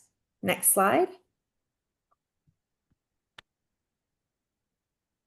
So as the regional task force looked at these gaps in services, we found that we needed to make a number of recommendations. One of the recommendations was there needs to be regional oversight and review. There was a recommendation to establish a comprehensive opioid overdose surveillance and prevention committee to really look at opioid overdose trends and review these using a team of multidisciplinary experts and interagency representatives so that we could address this critical public health concern of opioid overdoses in Clark County. This committee needed to be bound by confidentiality and encouraged to share information that was not compromising to HIPAA compliance or privacy rights, but the committee should review this information as it is de-identified so that they better understand the drug fatalities that are occurring within our community. Next slide. So we decided that the scope and objectives of this committee should be focused on 3 primary responsibilities, including a systematic review and analysis to conduct a comprehensive surveillance of all opioid-related overdose incidences within Clark County, do a risk factor assessment, to do a deep dive into the multiple dimensions of each case to really understand the social determinants of health surrounding those cases, the risk factors, and how these are considered vulnerable persons and what could be implemented at what phase that could have potentially prevented these deaths. They needed to look at policy development and resource allocation. They need to submit annual reports to the Board of Clark County Commissioners and other community stakeholders that have a share in addressing the issue. Our task force recommendations also included a requirement of the implementation of a systematic review, law enforcement intervention, opportunities for collaboration amongst key stakeholders, and the community as a whole is lacking in education and services being provided around this issue. Next slide. So to address provider shortages and to increase provider outreach support, we recommended that issue needs to be addressed by the community as a whole. We also need to look at data initiatives so that we can determine what data is available, what data is lacking, and what may be available that can be utilized to better understand these issues. We also found significant gaps in funding, and determining where funding can be generated to help address this problem was something that the committee felt very strongly about. And we realized that that is a gap, not only in providing care back to these individuals in need, but also in the fact that there is minimal reimbursement being provided back to the providers that are serving on this very important need. So that is the final report can be found through that link that I've included in this presentation for you. And with that, I will open it up to questions. Very good. Thank you so much for the report. Let's open it up. Questions, comments? Let's start down here in Southern Nevada. Go ahead, Doc. Terry Kearns for the record. Thank you for this excellent report on the work that you did. And I know you were looking at these from a fatality, so after the fact, but in looking at some of the novel substances like the xylazine and carfentanil, were you able to look back and see if there was anything more real time that was coming out, alerting providers and population that this was a problem in our area? So yes, we not only looked at fatalities, we did focus on the fatalities to really understand the deaths that were occurring in our communities. But we also received information presentations from multiple data sources, including hospitalizations, EMS, distribution of naloxone. So it wasn't just focused on the fatalities. That was a big portion of it. But that being said, we also looked at other data sources that provided us more real-time information related to drug-related episodes that were not necessarily fatal. Thank you. Giuseppe Mandel for the record then. Yeah, so quick question for you, because there's a lot of numbers all at once.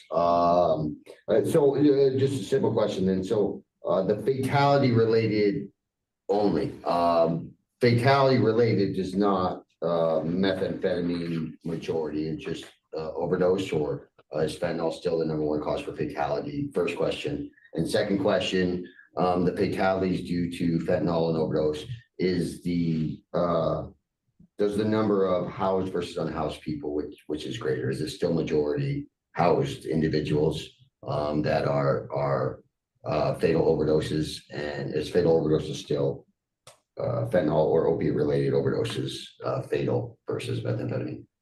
So we are still seeing a drastic increase in housed individuals that are succumbing to fatalities related to opioids. We are still seeing a combination of methamphetamine and fentanyl combined. I would think that that has now surpassed our fentanyl related fatalities only. We are also seeing the emergence of some other novel substances. In fact, I'm currently tracking a case that may be the first, and I don't want to say it out loud yet, but it may be the first of this particular type of substance that we have ever seen in Clark County. We are also seeing a marked increase in carfentanil related fatalities as of 2025. And just having Mandel for the record, one more time, just to clarify. And majority of those fatalities are housed individuals, correct? That is correct. Thank you.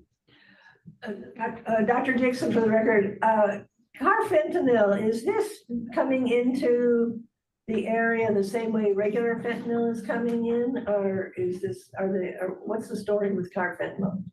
I don't want to speak outside of my scope. I can't tell you how it is getting here. I can tell you that the individuals that we have seen that have unfortunately passed as a result of carfentanil do reside here in Clark County. Jessica, you had a question? Oh, no, okay. Any further questions down here? All right, let's go to the screen. Any questions on screen? I don't see any hands raised. Okay. Well, all right. Thank you so very much, Melanie. Appreciate the report. Quite timely. Thank you so much. Absolutely. If you have any further questions, don't hesitate to reach out. Thank you again for having me. Yes, ma'am. All right, moving on to agenda item number 10, our statewide opioid assessment and plan. Heather Kerwin, of our opioid and infectious disease epidemiologist and contractor with the Office of State Epidemiology, DPBH, will lead this discussion. Ms. Kerwin. Thank you so much. We'll get right to it. Want to recognize I'm at the tail end of a long afternoon with a lot of great presenters and a lot of information. So I will be back if you don't get everything out of this presentation. We'll be in continued conversations. So let's go ahead and get started. This project in its entirety is supported by the Fund for Resilient Nevada. So I just want to be disclosing that. Just a background on our existing statewide opioid assessment and plan. This is part of NRS requirements that we do one of these assessments at least every 4 years. And these assessments are then used to help create and develop the statewide plan that helps to guide the allocation of those opioid settlement dollars. So we do have our first assessment and plan that's in place. It will be in place and active through 2026. This was conducted by an out-of-state entity. It has great wealth of information in terms of the secondary data indicators. So those are some of those surveillance data indicators, mortality indicators, hospital level information. And we'll continue to include that in this next iteration. The current assessment and plan also has a really robust review of other assessments and some of the primary data that were collected for the purpose of those assessments. They did a gaps and needs analysis, and this led to the creation of the 7 statewide goals that exist under FRN today. So for this round with the assessment and plan, we'll continue to collect the secondary data on those 30+ indicators. I've been in communication already with some really great data brains across the state in terms of what types of data we could add to this picture. But I think one of the strongest elements within this assessment is that we'll be collecting and already have been working to collect a lot of primary data. So this is information from our residents here in Nevada across all 17 counties. We'll be going in and have already started to do key informant interviews, focus groups, as well as potentially more than one type of survey. But this is really to make sure that our Nevada voice is reflected, and it's not just driven by data. And I'll get to that in a little bit of a later slide here. But you can see the estimated timeline. We've already started collecting some of the data. We'll continue to move through that winter, hopefully wrapping that up. And then we'll be developing the written assessment. So this will be all those secondary data indicators, our themes and our finding from our analysis that we are pulling together from the primary data, so from the voice of our residents. And then we'll have that written assessment completed, and through summer, we will do a prioritization of areas of need, and we'll do this through a collaborative process. So it's not just going to be myself and somebody else working through this and deciding what the needs are. We want to make sure that Fund for Resilient Nevada, SURG, and any other interested in decision-making entities are at the table to help us, look through that and make a data-based and thoughtful decision about what those priorities might be. And then during fall of next year, we'll be developing that full assessment and plan combined into one document, so you don't have to have 2 standalone documents. And we will have that finalized and ready for distribution and implementation, hopefully earlier than December of 2026, but that is my official deadline for that process. So that's what's going to be within there. I wanted to take a minute to talk about the special population input and the primary data. And so the key informant interviews are really designed to be this one-on-one conversation. We try to keep it around 60 minutes, but we are looking to do these and have been doing these with persons with lived experience, with county and community leadership, and healthcare providers. So those are 3 specific groups. The county leadership is really broad. It ranges from first responders to public health, some of our social services, our county commissioners. And so we have a pretty broad spectrum under that county leadership. We will be conducting focus groups. And so just for those of you who may never have participated or are not familiar with what those are, they don't have to be about 90 minutes, but given the questions that we are asking and some of the conversations that we've been having, they're taking about an hour and a half. These are really kind of a discussion amongst similarly grouped people. So when I say that, I wouldn't necessarily pull in like my senior population with my maybe youth population. I would do kind of a youth only focus group or potentially a seniors only focus group as an example. But it's more of a conversational approach. It's not just kind of that one-on-one back and forth. And we are going to be doing these with friends and family of those who have had or have has a close loved one with opioid use disorder or a history of opioid misuse, so they don't have to be in a current state of use necessarily, but we just want to make sure that the friends and families of loved ones are at the table and have their perspective. What was helpful for them in the moment, what did they need that wasn't there, and what do they wish their communities have that maybe is currently still lacking or has gotten better and that they really appreciated. And then we'll be doing a survey, and we'll be really focusing on the populations that are listed there in bullet points, but this is an open community survey, so anybody can take it. We have different connections, hopefully across all 17 counties to help kind of push this survey out as well. But anywhere that I go that I'm interfacing in like a focus group setting, we'll be bringing this survey in paper because we recognize that not everybody wants to take an online survey or have access to this type of input through the internet.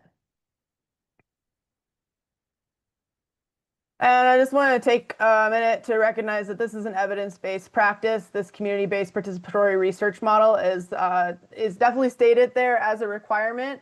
But this is a list of organizations, and you heard it in some earlier presentations today with these assessment processes. This is a best practice to really connect with the voice of the community and make sure that it is included. And this is where when I do, and I have been doing these types of community assessments across a broad range of health topics for over a decade, and I'm an epidemiologist, and so I collect, I've been doing data collection related to health for over 20 plus years now, and data can only tell part of the story, and if you don't have the voice of the community in terms of what they want, what they perceive the needs are, and where they want resources to be expended, then you're missing that other half. And so it's really not best practice if you're not including those two pieces, that secondary data with the community voice and overlapping it and finding out where you're going to be able to have the most impact. We can't address everybody's needs,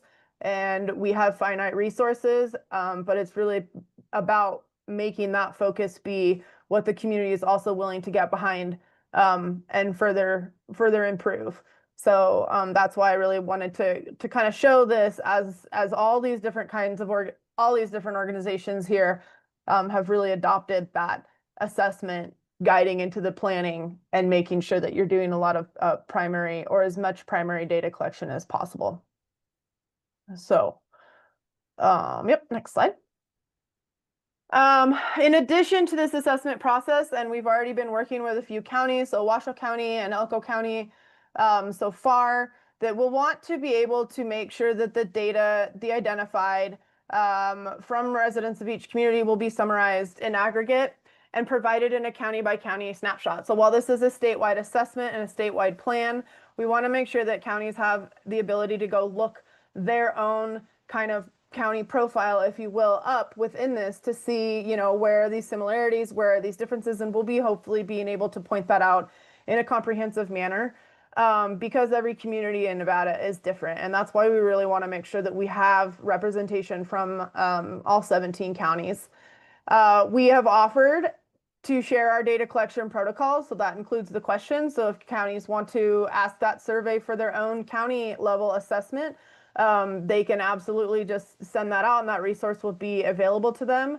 And so we want to recognize that counties also have, if they're going to be applying for these funds, have the responsibility of conducting their own county specific opioid assessments. So we've been working with Amy Hines Sutherland, with NACO, and we'll be developing a technical assistance program to help counties who may not have the resources to hire a contracted entity or dedicated county level or other staff member to this type of process to do their own assessment and their own plan. So we hope to be able to provide both the information and some guidance back for counties to be able to readily access these funds if and when they opt to do so.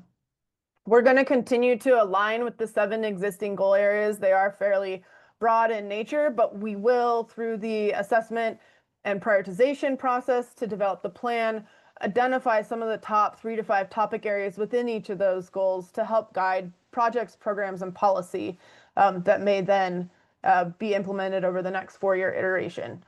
And our overall aim is, of course, to prevent and reduce substance use and related loss of life. It is specific to opioids, but we want to be cognizant of the fact that it really needs to be aware of the opioid and so the polysubstance use, as we saw from our previous presentation, is definitely something to be aware of and cognizant of as we move through the process.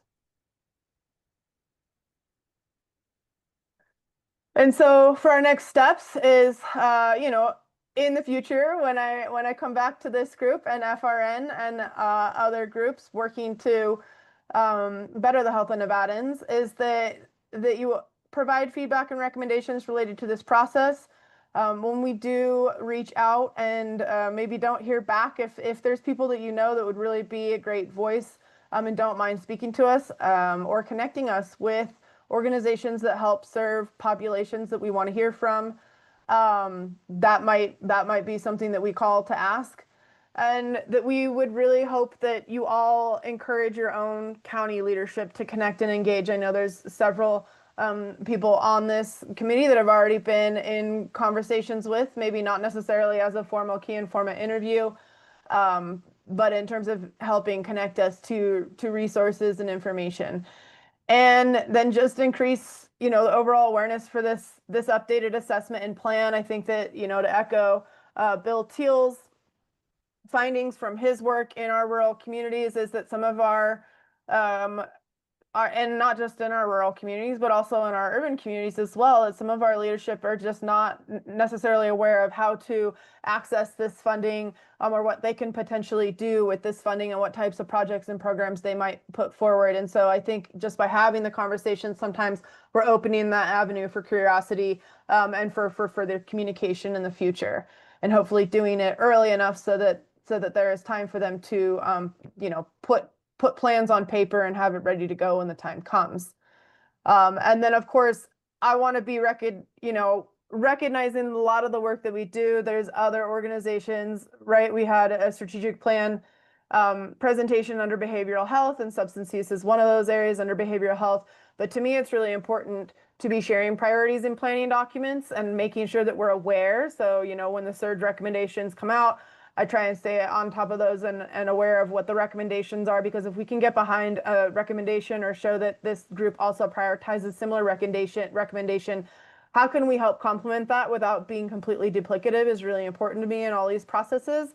And so I want to just I know I can't be omniscient and know everything that's going on, but I want to know as much as possible what other entities have as their priorities moving forward, and how we can make sure that we're working together, maybe just through a different avenue to help further those goals and objectives.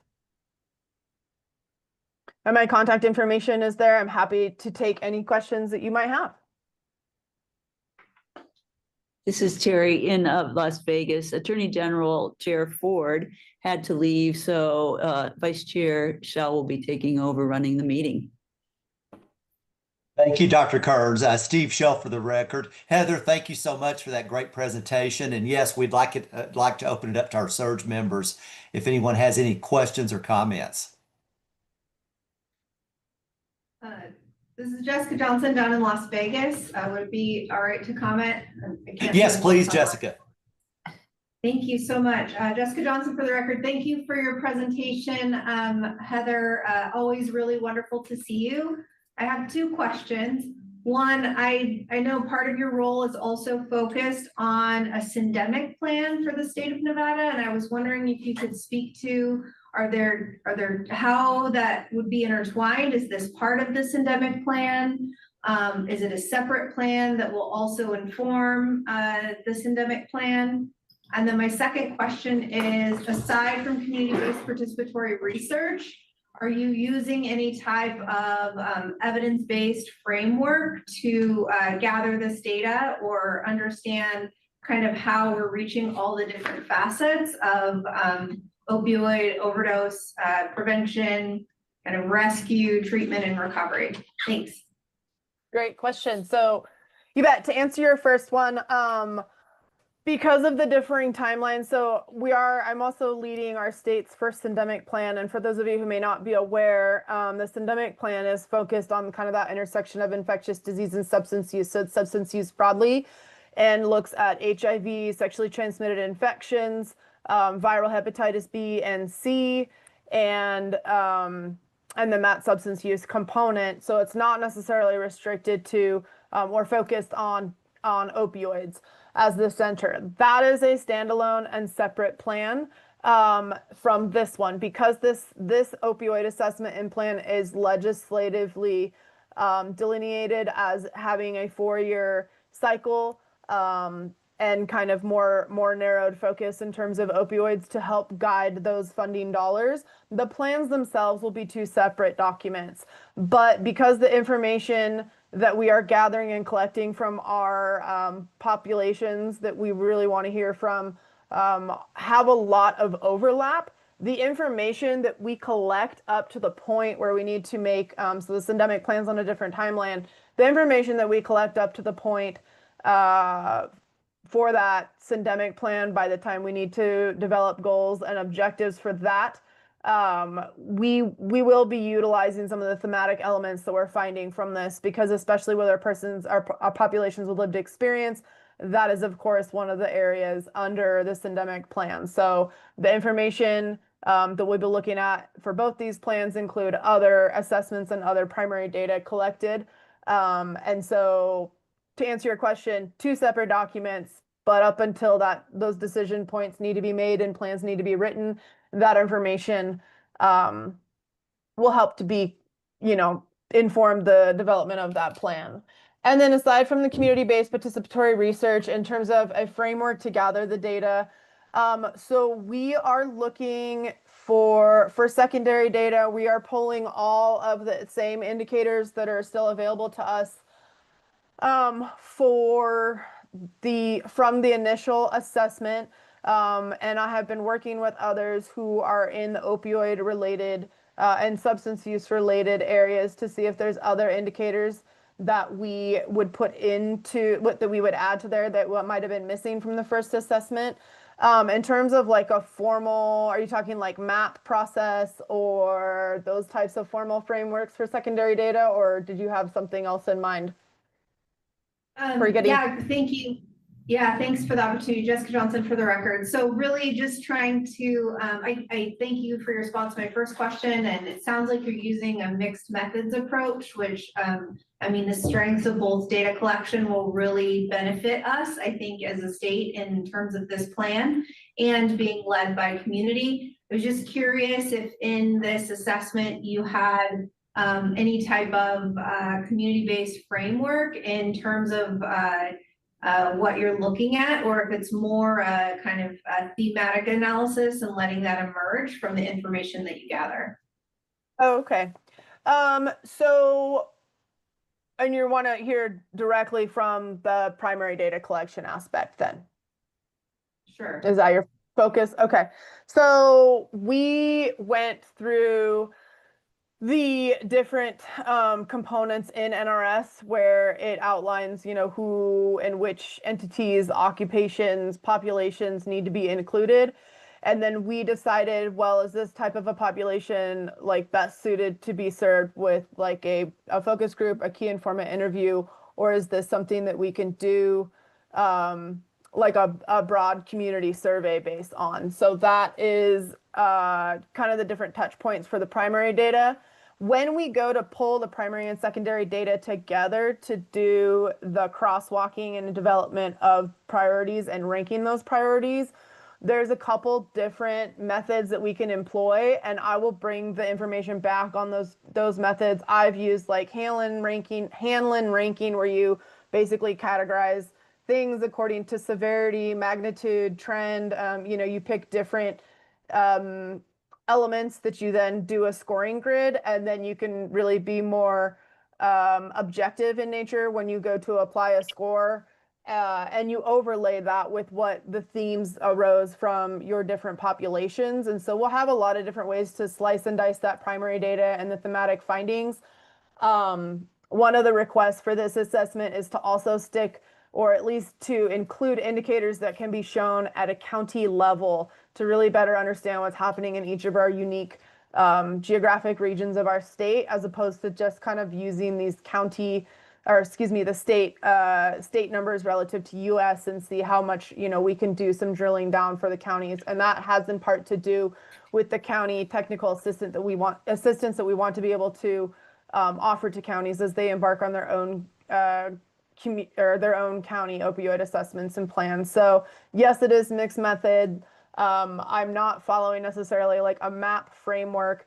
And in terms of putting data into the buckets of recovery, treatment, prevention, there's a lot of data that has crossover into multitudes of those. And so that is definitely something that we can work with SURG, FRN, and others who are involved as we start to move through this process here into next year, to see how we want those different indicators to be dropped into those buckets if we're going to be allocating funds, either within those 7 goal areas or more mirroring kind of the spectrum of recovery, transition, treatment, and prevention and education related components. Yeah. Thank you, Heather. Any other questions or comments for Heather?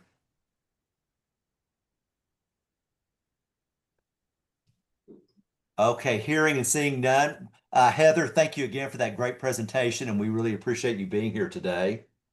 So we will move on to item number 11 on our agenda, which will include our SURG subcommittee reports. And first up will be Jessica Johnson, who chairs the prevention subcommittee. So Jessica, I will turn it over to you.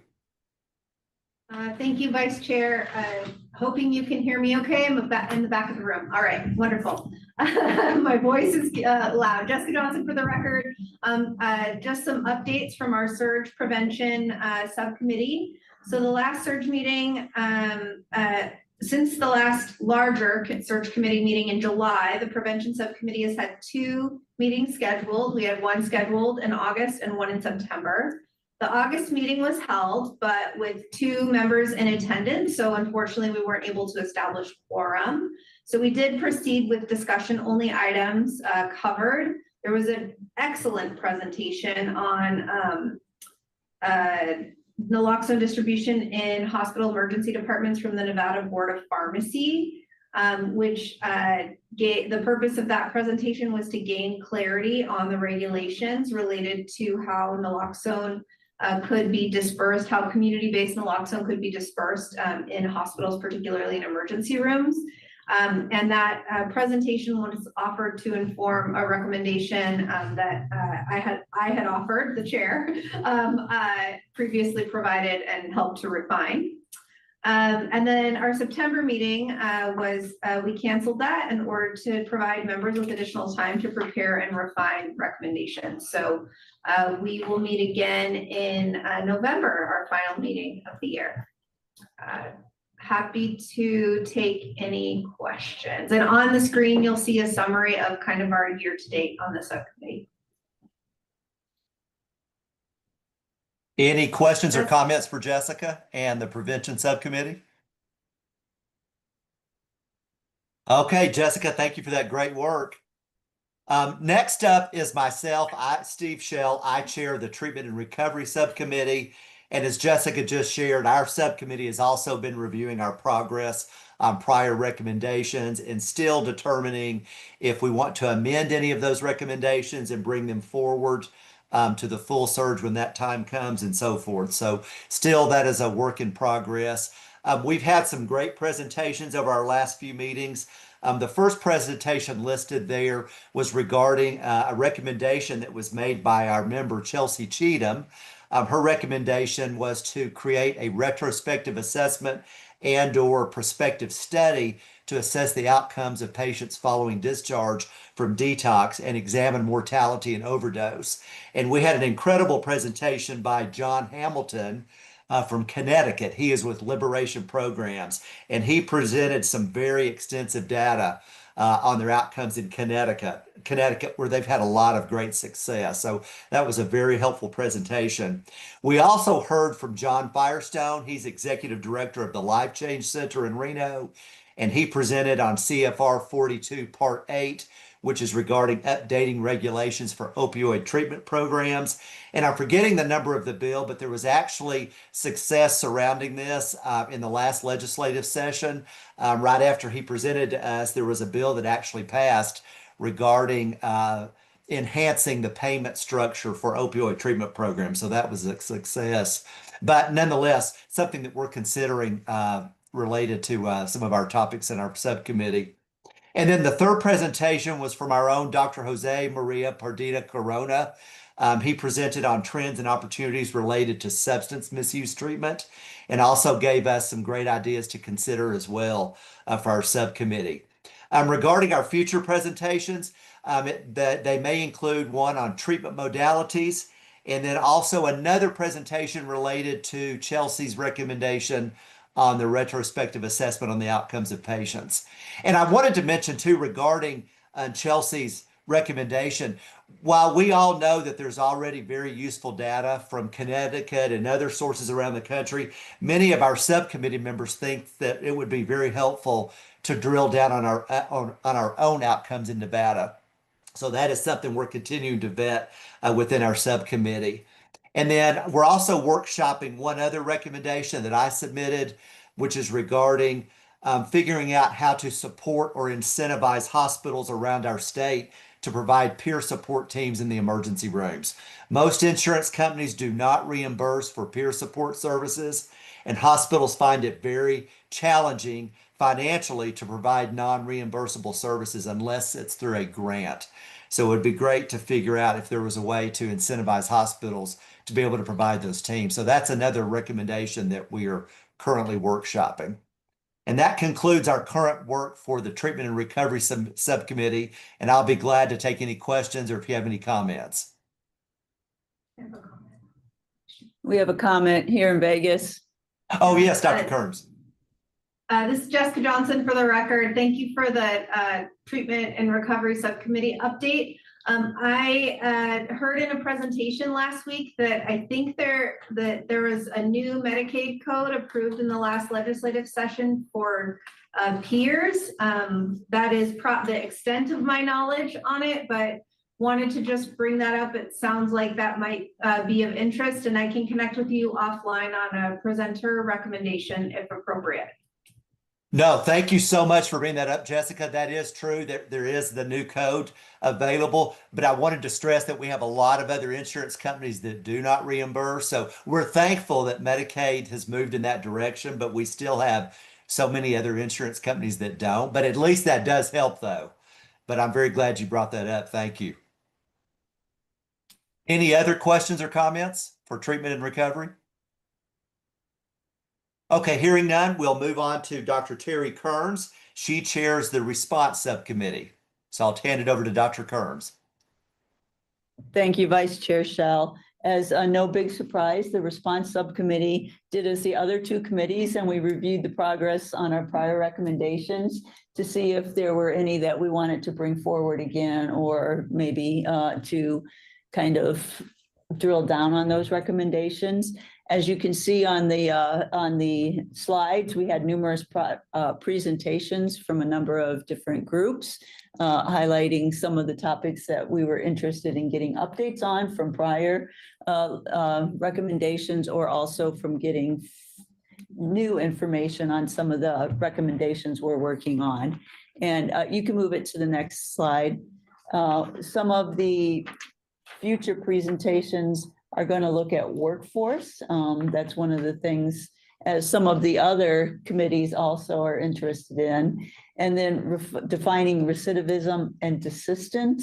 And this is kind of updating a prior recommendation, looking at the SIM model and taking a bit further, looking into desistance. We did have a presentation on desistance, and that's really looking at recidivism and what are the factors that really keep people from recidivating. So we'd like to include that. And then also the other presentation is drug and alcohol prevention, education, and enforcement, which I don't feel is a great name for other presentation, but if any of you are familiar with the tall cop, we want to have him come in, because looking at things that can be bought in smoke shops or in convenience stores, and that to get better labeling and just to get an update from him on what he's seeing. And whenever he's not going to be here for this, but typically when he comes to town, he will visit these areas and kind of give you a view of what's being seen. And we are currently workshopping these two recommendations. One's new and one's kind of a revisiting of a prior recommendation. And we also will meet again in November. And that concludes my presentation. If anyone has questions or comments.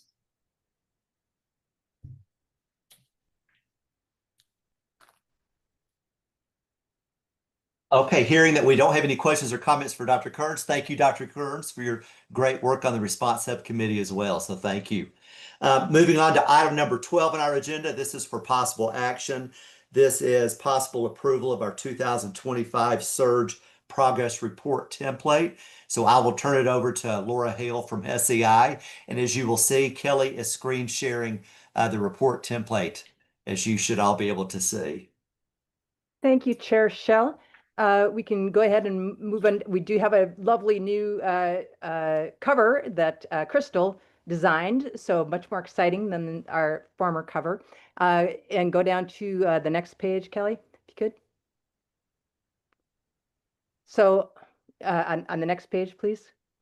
The purpose and background, this will look familiar to many of you. There is a new paragraph of information, that second paragraph that refers to Assembly Bill 19 that expanded the SURG membership and also changed, some of you may recall, the nature of this report.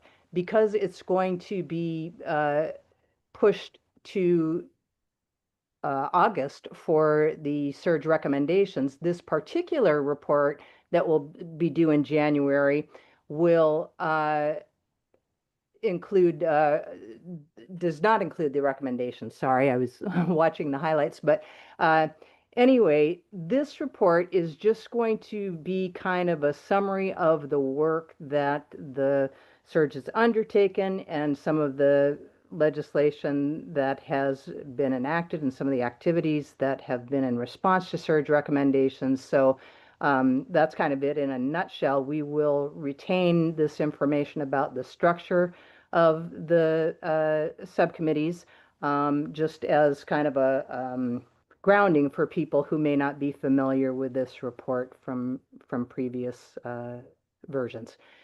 Yeah, you can scroll right through all that, Kelly. It does. Oh, there is an update on the different subcommittees, and then we get into progress in 2025, and you can see at the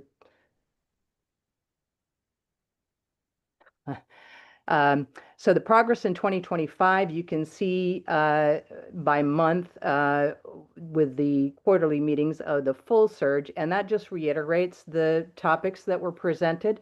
For those who are not familiar, you can delve into any one of these topics using the AG's website for the SURG group.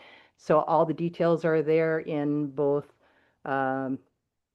the slides and minutes and other materials that are available to the public.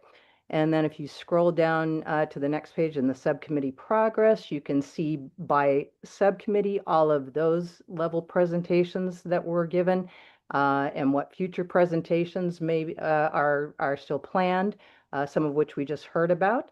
And then the appendix will have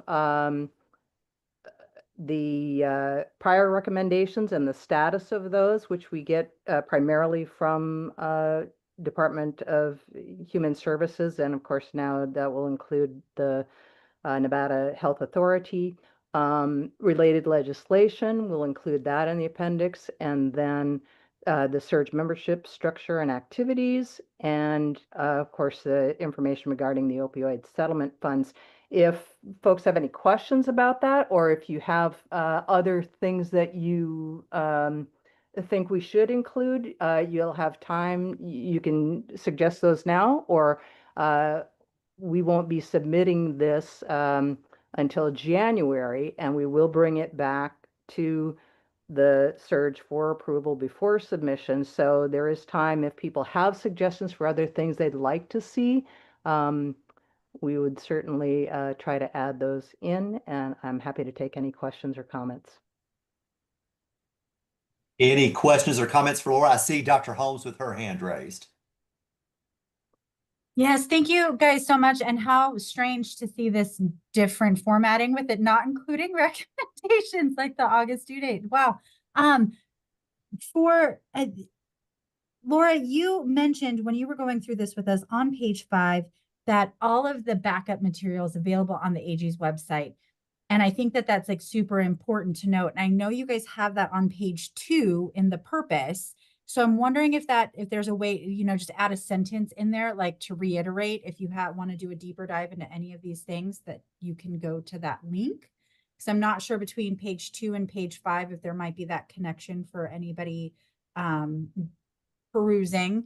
I do think the shortened format might actually get people to read the whole thing. That's kind of cool. And then what we've talked about in past years when it comes to the subcommittees is a sentence about no prioritization, right? That there's no, not any one subcommittee's work is prioritized over any other. And I don't know if we can just sneak that language that you guys had flushed out in the previous report back in somewhere around the subcommittee section. Yeah, thank you, Shayla. I think both of those suggestions are great, and we will reiterate the information on the website where people can get more information. We'll add that in again by the delineation of the subcommittee topics, and then we will put a sentence in there in the introduction about the non-prioritization. Any other questions or comments for Laura? Laura, I just wanted to clarify that today you are seeking approval for the template itself, and then we will still come back at the following SURG meeting to actually approve the final report. Is that correct? That's correct, Mr. Chair. Okay, thank you, Laura. So on that note, we can entertain a motion from someone, if you so choose, to approve this report template. Chair, I so move. This is Heather Goulding. Oh, thank you, Assembly Member. Thank you. Do we have a second? This is Dr. Holmes. I'll second. Thank you, Dr. Holmes. Do we have any further discussion regarding the motion? All those in favor, please say aye. Aye. Aye. Any opposed? Motion carries unanimously. Thank you. And thank you, Laura. Okay, moving on to item number 13. This is for information and discussion only. This is a review and consideration of items for our next meeting. So I will turn it over to Dr. Kearns. Thank you, Vice Chair Shell. And this will get into a little bit about Jessica Johnson's question about our tempo moving forward. So as you can see, these are for our full SURG meetings. We're scheduled to meet in January of 2026. And that would be any special topic presentations, and then to approve that final progress report. And then again in April, and in that April meeting, which is our third quarter, we would review preliminary recommendations from each of the subcommittees. And in June, if we need that additional meeting, it would approve it is an additional meeting. It would approve the 2025 annual report template and finalize our recommendations that would be included. And July we would approve the 2025 annual report. And so that's the SURG meetings. For those of you who have been members and those of you who are coming on as members, highlight that the subcommittees do meet more often than the actual SURG, because that's where the real work of the recommendations comes out of. So typically what we have seen with the subcommittees is about every other month, the subcommittees will meet. And I think what we decided at SEI, if I remember, you're going to send out a survey about meetings for the coming year. Is that correct? Like a doodle for Yeah. scheduling? Yeah. I believe so. That's my understanding. Yeah. Yes, I would that's ask what Crystal Surg to confirm. Sorry, I would ask Crystal to confirm, but I believe, Crystal, we're discussing the scheduling survey is what we're discussing. Yeah, so just to clarify, SURG meetings will likely continue to be held on the second Wednesday of the month. And subcommittee meetings, we do plan to send individual surveys to identify the best times, considering that those groups have changed and shifted and they have new members. So we want to make sure that the time selected will work for those new members. Thank you for that update, Crystal. And then I would add that previously the busy time for us was the end of the year going into January, but now it's really going to be this June, July. So that's why you see the addition of that June meeting so that we can do a lot of the work that we previously were getting done in December into January. Does that address your question, or do you want, it was more clarity on it? Yeah, Jessica Johnson for the record, that does address my question. Thank you. Does anyone else have any topics or anything they would like to see? And I would highlight special topics presentation. We did have one full SURG meeting a couple of years ago now that was nothing but harm reduction topics. So harm reduction has kind of been handled, thank you very much, by our prevention subcommittee. But I think all three of the committees do have components of harm reduction. And then the other piece of it is that I'm already starting to see some overlap or some that multiple committees may be interested in that's coming out of one. So that would be another topic if it should go to one or another, or if there's similar recommendations that they get combined into one. Any other recommendations for topics for our SURG meetings? If you don't have any now, please feel free to reach out to me and let me know. Right. Any other questions or comments for Dr. Kearns? Okay, thank you very much, Dr. Kearns. Moving on to item number 14. This is for information only, public comment. Public comment will be received in person at either of the locations that were listed on our published agenda and via Zoom. Public comment shall be limited to 3 minutes per person. No action may be taken upon a matter raised under this item of the agenda until the matter itself has been specifically included on an agenda as an item upon which action may be taken per NRS 241.021. And Kelly, I'll turn it over to you for any other details regarding public comment. Thank you, Mr. Chair. So if you are dialing in from a telephone, please dial 719-359-4580. And when prompted, enter the webinar ID 8411615686, and then you can enter the meeting passcode, which is 676835. And you can press *6 and the host will unmute you. If you're joining virtually, please use the raise hand feature. And before commenting, please state your full name. Mr. Chair, I don't see any hands raised virtually right now. We do have public comment in Las Vegas. Yeah. Hi, Jessica Johnson. I just wanted to take this opportunity, since we have some outgoing members and no follow-up committee, to just take this opportunity to thank Angela Nichols, Eric Schoen, and Dr. Leslie Dixon for their time and service on the committee. Angela and Eric have both served on the prevention subcommittee and have been instrumental in recommendations and the work of that subcommittee. And Dr. Dixon, I will miss your expertise on this committee. Looking forward to working with Dr. Partita Corona, but you've just been such a voice and a wealth of knowledge for us, particularly in the treatment sector. And I'm really grateful to have served this time on SURG with you. So thank you all for our work together, and looking forward to welcoming the new members. Thank you. And this is Terry Kearns. I also want to basically echo what Jessica just said, and also add in there my thanks and gratitude to Nancy Lindler, who served on the response subcommittee, and appreciate all her hard work, dedication, and participation, and look forward to continuing to work with you for the rest of the year. This is Nancy Right, Lindler for thank the you. record. Thank you, Dr. Kearns. Thank you for those comments, Jessica and Dr. Kearns. Do we have anyone else wishing to make public comment? And I'm sure if he was here, A.G. Ford would also echo the sentiment about Angela, Eric, Nancy, and Dr. Dixon. So yes, we thank them for their service to the surge and for working with all of us. We really appreciate all of you.